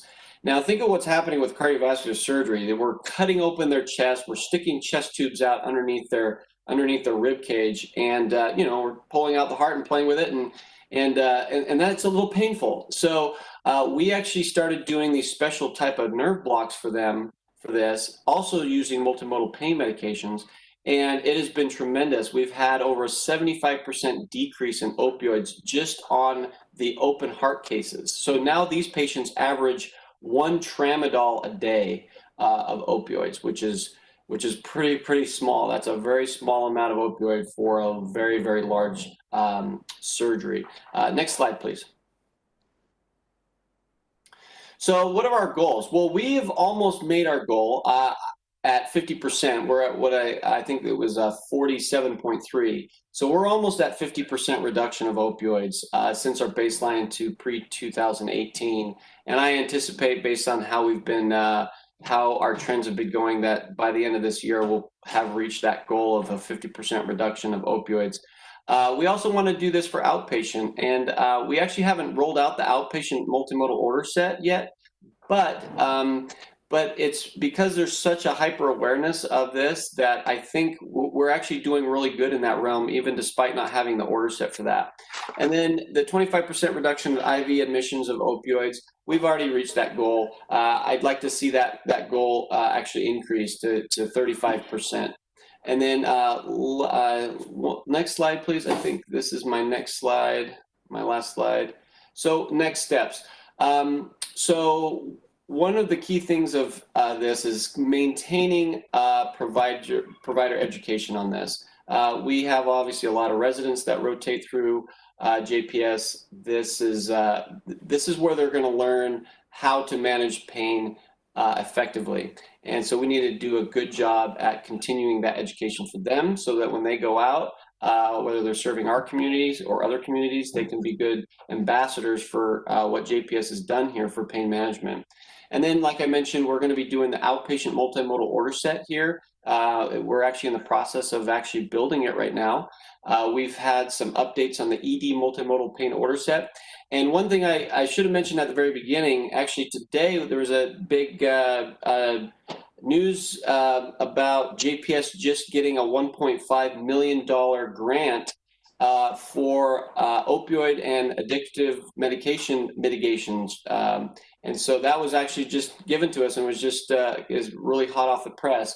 And part of that is going to be used in the ED to identify patients at high risk for polysubstance abuse and opioid addiction, and how we can mitigate that. So we were one of 10 hospitals that actually was given this grant. And that's how really amazing it is, because a lot of hospitals apply for this and they can't get it. But because of what we're doing here with the multimodal order set and opioid mitigation, we're able to obtain this grant. We're doing other things with multimodal for post C-section to again help mitigate opioid utilization after C-sections. And then we're actually building a large data bank registries, because we have so much data with all this. We're doing stuff at JPS that we're not doing anywhere else in the country. And so we have a ton of data that we can publish and help educate our peers nationally and internationally about how to lower opioids. And then on the anesthesia side, we're going to be getting a medical device called Iovera, which is actually cryoneurolysis. And this is going to be for knee surgeries, for total knee arthroplasties, where we can actually freeze these cutaneous nerves and actually lower their pain before they go to surgery, so they can actually rehabilitate before they go to surgery, have surgery, and numbness can actually last for 3 months without causing weakness in the legs. So that's another strategy that we're going to be implementing, again, to lower opioids and to improve our patients' outcomes and function, and keep our patients' pain well under control. So I just, again, want to give a huge shout out and huge thanks to all the people at JPS who've made this possible. I mean, this is a huge thing that so many people have been involved with to make happen. And do you have any questions about this?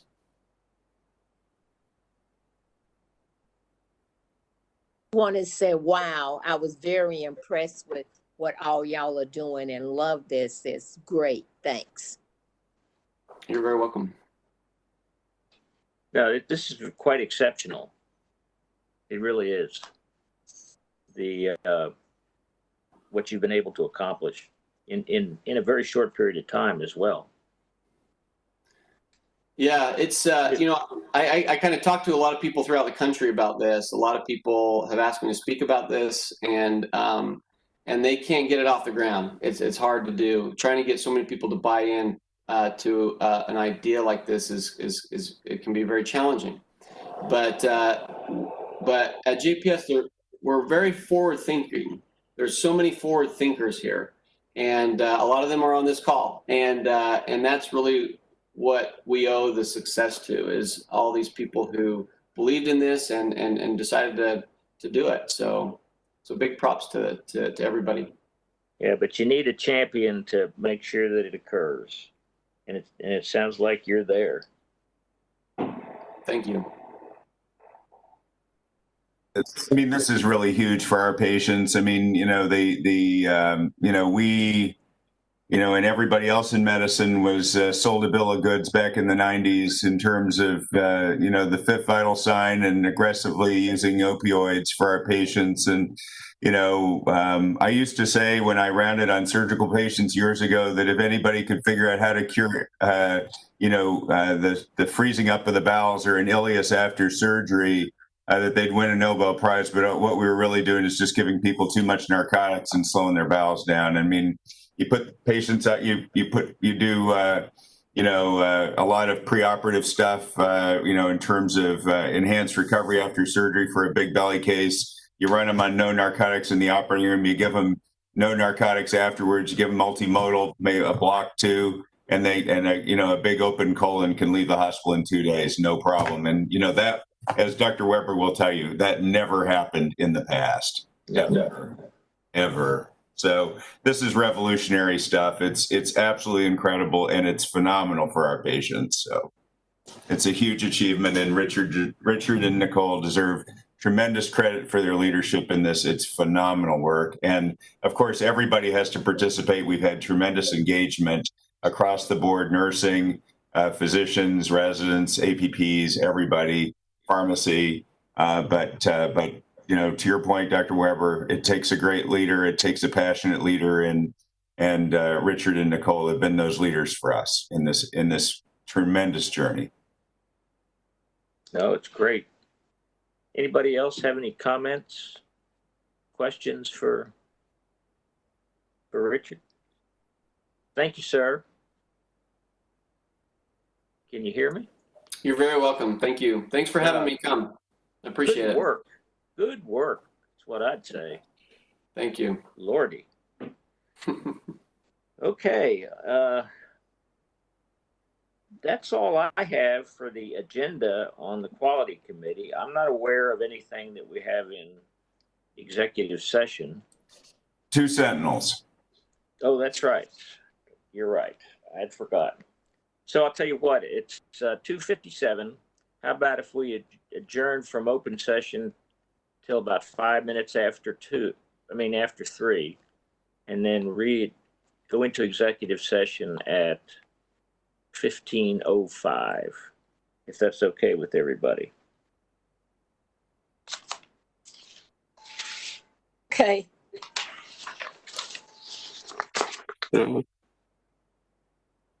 Trent Petty's going to kill me if we go past.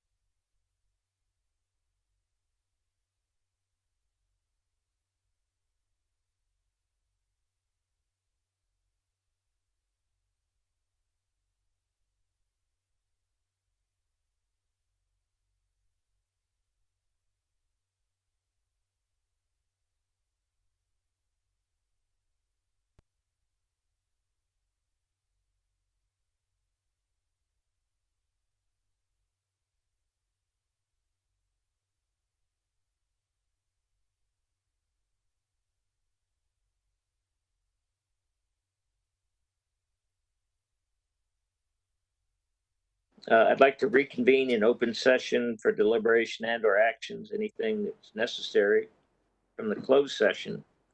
There not being anything, I don't have anything else. So if somebody will make the motion to adjourn, we'll adjourn. Move for adjournment. This is Dorothy.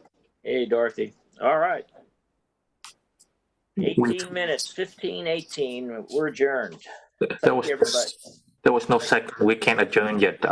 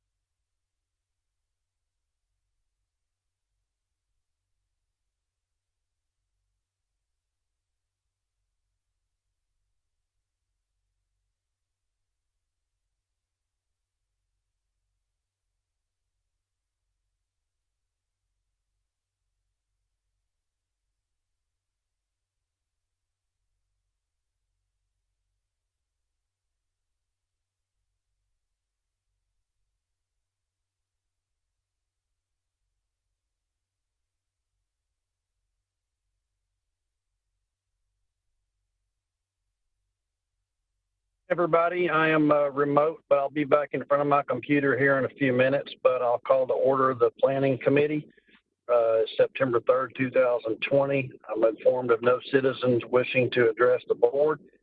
We have matters requiring action being approval of our minutes from the January 9th meeting, and since I can't see you, somebody's going to have to say, I make a motion and give me your name. This is Zim, and I make the motion to approve.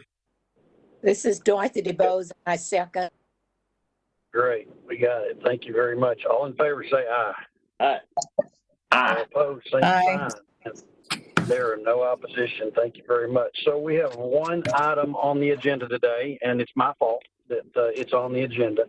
Most of you know we have been working for years, if not decades, on trying to put our arms around the capital needs at JPS.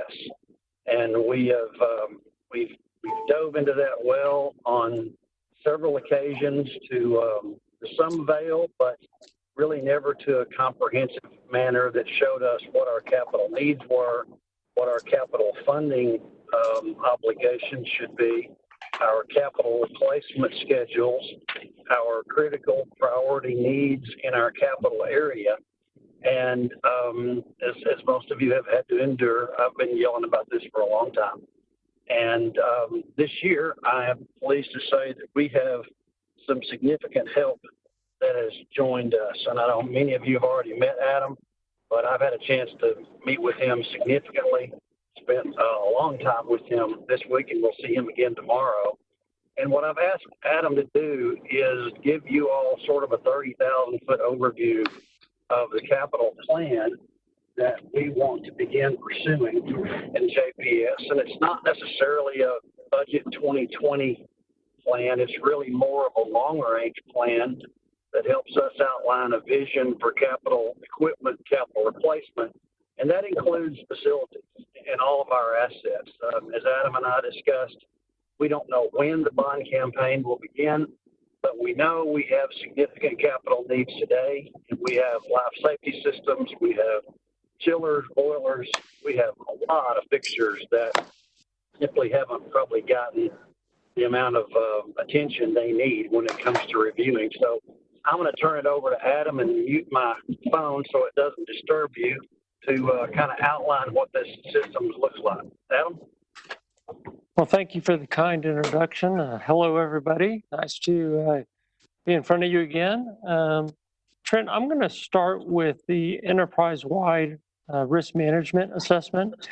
And Trent mentioned that we spent a great deal of time together yesterday, and that included a number of other people that are on that committee, Melissa Kyle, Angie Morgan, Omar Rodriguez, David Mendenhall, Mike Miller, and a few other folks. The impetus of this program is to get our arms around what we have, what we don't have, what state it's in, and what our investment's going to need to be short-term, medium-term, and long-term until we stand up new replacement facilities.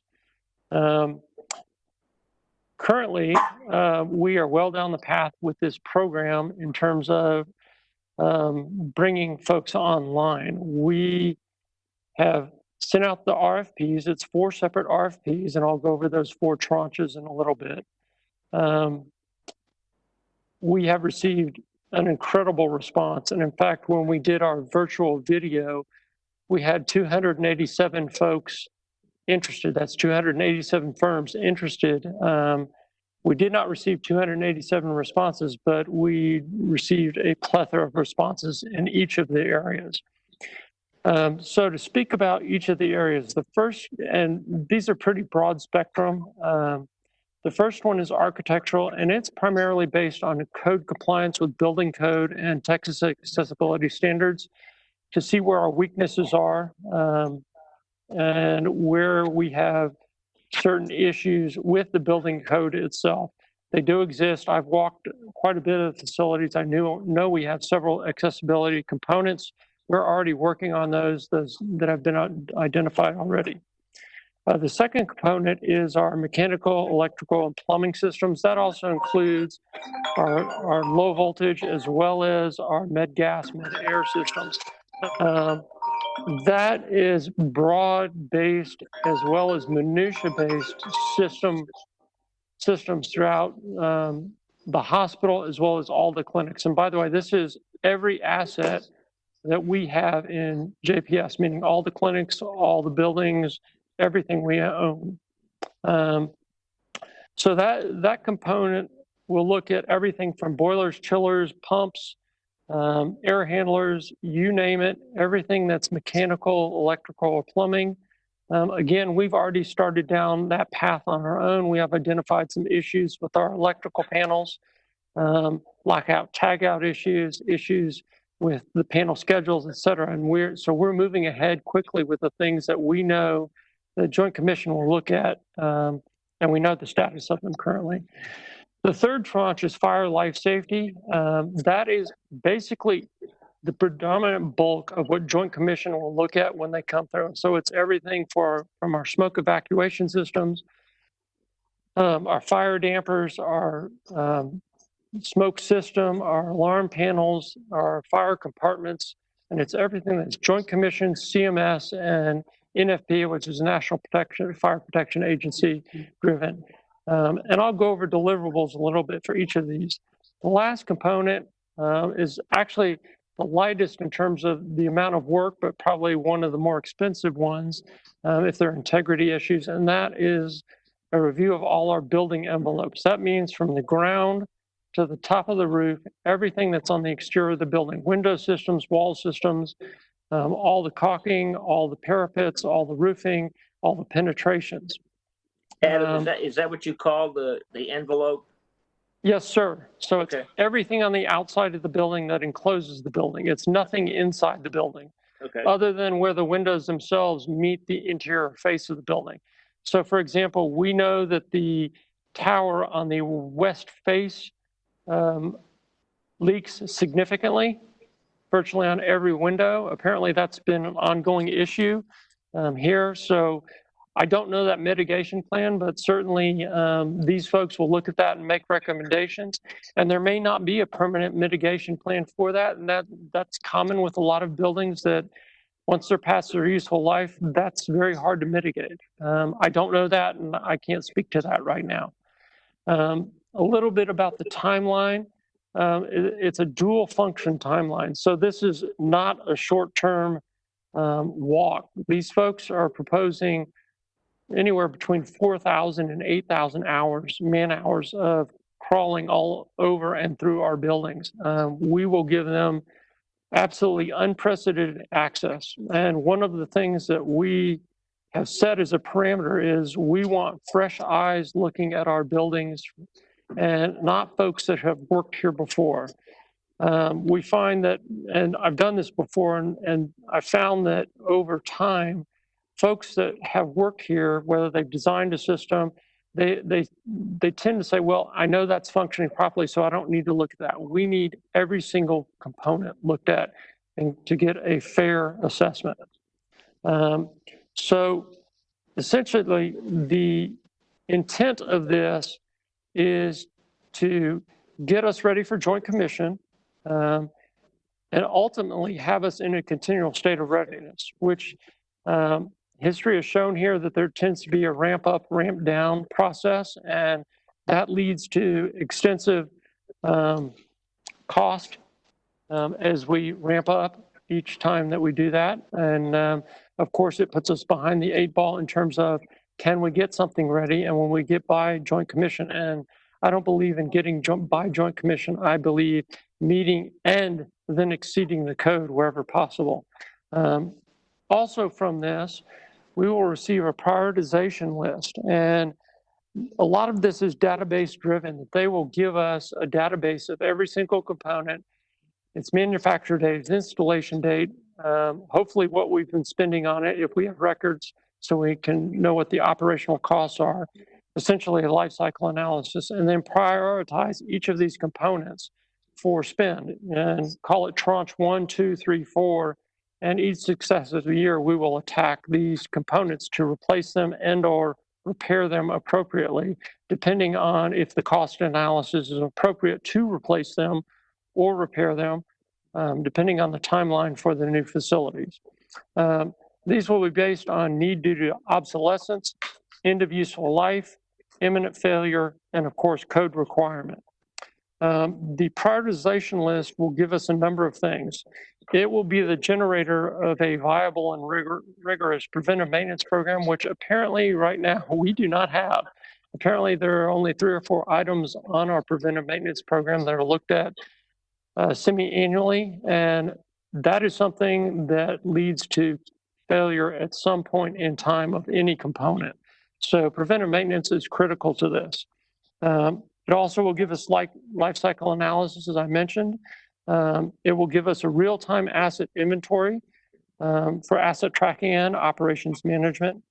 And further, it will serve as a capital planning analysis tool for our routine, strategic, and emergency capital. The end goal, of course, is to give us a platform for our future capital investment, whether it be in the existing facility or a new facility. We certainly will have a cost basis of knowledge looking at a new facility by doing this. And that is what we are doing right now. Currently, we had 4 respondents for fire life safety, some from national firms, 14 for the MEP side, 7 for the building envelope, and 14 for the architectural side. We have pushed our way through 3 of those tranches already of the proposals. We have shortlisted some, and that shortlist we'll see that I think tomorrow, Trent, if I remember. Is that correct? Yeah, that's right. We should I think starting at 11 tomorrow, we should knock all the rest of them out, Adam. Right, and then we'll knock off the AE. I don't see us going to shortlist for the fire life safety because there were 4 and 1 was a clear head and shoulders above. The really nice thing, and I was talking to Dr. Duncan about this earlier today, is at least 25% of this will be in the MWHUV category. I'm thinking it may be 50%. We've had some really great respondents to this. So that really pleases me quite a bit. But this is significant, and I do want to thank the Finance Committee and the board for approving in the 21 budget about $1.5 million for doing assessments. This will go along, those dollars will go a long way for covering this cost. We may end up tapping a bit of the 10 million capital to cover the rest, but given the man hours that are involved, we will have something pretty weighty to work by from this point forward. So any questions for Adam regarding the ERMA program and the effort that's underway right now? I don't have a question other than to say that it's well past time. So thank you. Yeah, and I want to congratulate the staff, not only the new staff that Adam's put together, but our entire staff is working very hard with Adam, Angie, and her team. Everybody is on the same page when it comes to understanding the capital needs at JPS. And, you know, what I told Adam is that anything that he needs when it comes to making certain that our capital is being maintained properly, to bring that to planning and onto finance and the board. So we, Adam, I think the board has been asking for this for a long time. We're very much behind it. I'd like to hear, Adam, if you don't mind, give us about a 3 or 4 minute overview of where you see the overall capital replacement program being at JPS, because where we are right now is performing this assessment. And Ralph, you, Chuck, me, Steve, we were on the board when the last assessment was done, which was over 10 years ago, about 10 years ago. And so we haven't had a comprehensive one in a long time, but once we finish this assessment, there's going to be a prioritized list of capital needs that'll be pretty clear to everyone. But then beyond that, Adam, why don't you talk a little bit about, you know, where we go as an organization as it relates to managing our capital and looking at options when it comes to replacing capital financing capital, spreading capital cost out? Because I've had some good conversations about kind of your philosophy on that. Well, I think the first thing I'd like to do is see what comes back from the IRMA. I really believe that the cost analysis of that, Trent, will point us in the direction we need to go. Because there's always the balance of repair versus replacement. And I think as we're doing those individual pro formas, for example, do we want to buy a new generator or do we want to expand the new central utility plant over at the pavilion to stay just for the future if and when we build a tower there? I can't really speak to the bond at this point. I do know the commissioners are meeting on the 14th, I believe, to start reviewing the program management component. But I have some ideas about the capital, but I'd really like to flesh them out more or discuss them a little bit offline, if we could do that. Sure, that's fine. That's fine. I just want to make sure the committee kind of knows the long-term plan, because it doesn't end with this assessment. And again, absolutely not. Those of us that were here 10 years ago when that assessment occurred, there was an assessment, but there was not a comprehensive follow-up on that assessment that resulted in a prioritized and funded list of capital needs. It seems like capital, especially capital replacement items, kind of got to the bottom of the budget picture. And one of the things, as you all know, this past year we had, we had an unexpected surplus, which is great that we have it. I know Robert had to defend that at Commissioner's Court this week to try to make sure that we could hang on to that and that it was recognized as a bit of an anomaly, but nonetheless appreciated. But one of the things we've talked about doing is we start looking at what this capital program looks like, not including the bonds. There's a significant amount of work that's got to be done at our clinics, at our non-hospital buildings, and the assessments that have been done with those are a decade old and not much was done with them. So one of the things I think the board and the committee is going to have to be looking at is how do we begin allocating non-bond capital relative to these needs over the next 10 years? I mean, we really need to be thinking in terms of repair and replacement for a decade, not a single budget cycle. And this will be the first time we have ever approached it that way. So I respect Adam. I don't want to put him on the spot. There's a lot going on and there's a lot to do. But suffice it to say, I feel really good that the team is in the right place and moving in the right direction. So any questions or comments from members? Trent, do we budget capital for each individual property or clinic or facility, or is it just all in one big capital lump? It's heretofore, Roger, just all been in one capital line item. It's differentiated when departments submit their budget, but when we see it, it's just capital. And you remember the other day when we were talking about this, we asked the question about the relationship between capital and depreciation. And what we've done in the past is we've sort of used depreciation as our capital milestone in the budget. And I'm not a fan of that. We have a facility as old as our facility is, because depreciation reflects items that, honest to God, probably depreciated 20 years ago.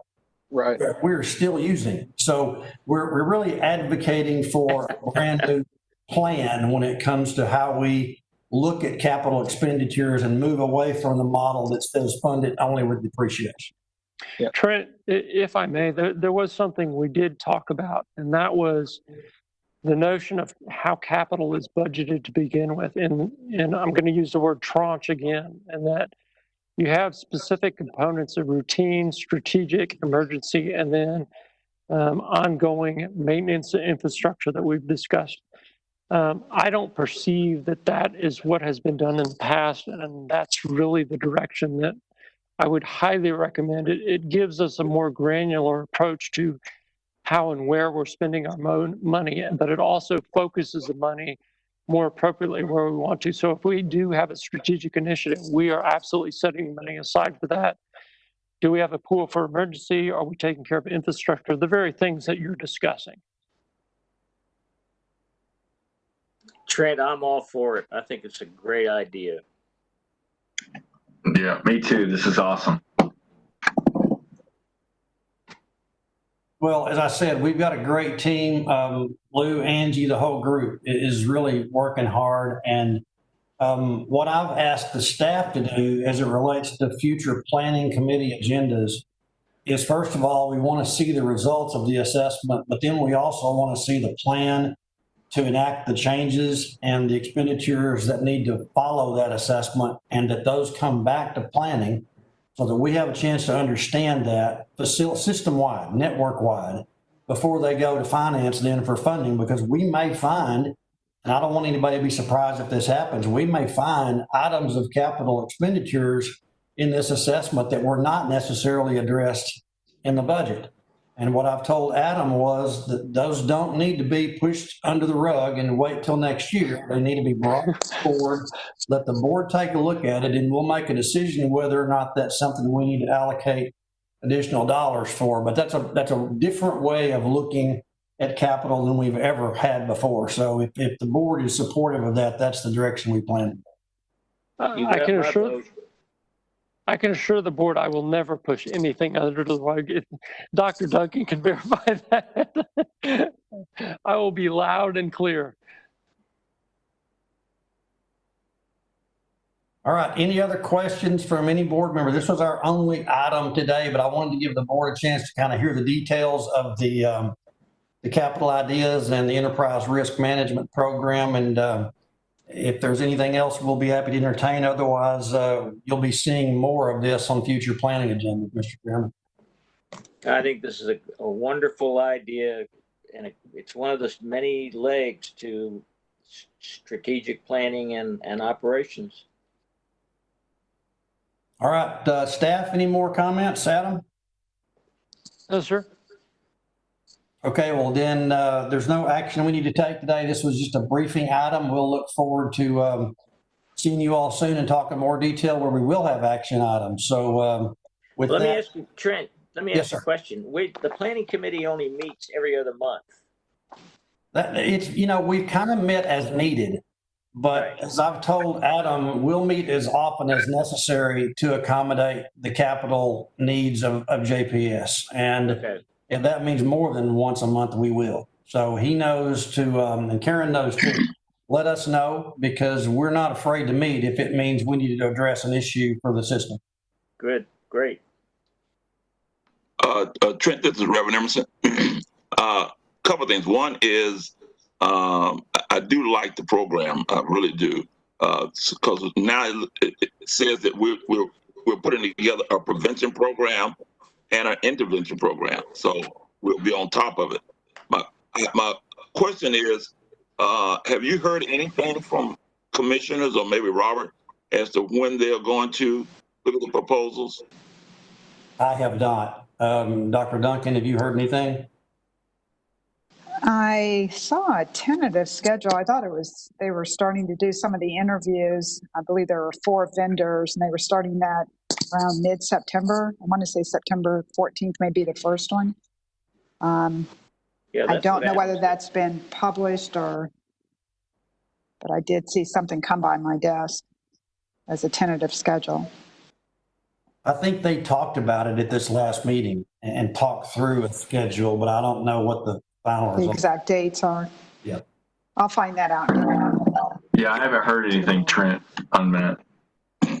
The reason I asked that too, because based on listening to Adam now, I mean, it excites me that he would be an integral part of when those proposals, when they get decided, because how now we can interface that company with what he's doing. That would be really key. And Trent, you would see some of this bill to be outside of the bond, though, would you not? Yeah. Okay. No question. I know we've talked about. No question. The bond program, Ralph, is going to be a standalone item when it comes to funding, but the intent is to make sure that we integrate the bond plan recommendations and program management with what Adam's doing, because we don't want to reinvent the wheel and we don't want to duplicate effort. So Right. there'll have to be some interface. Right. And that's what I was saying. That's what I'm hoping for. You're right. Yeah. Any other questions from anybody? No, sir. Okay, well, I appreciate everybody's time today. We will adjourn the meeting at 3:55 and see you all again soon. Thanks for attending and hanging in there today. Thank you. Thank you. All right. Trent, thanks a lot.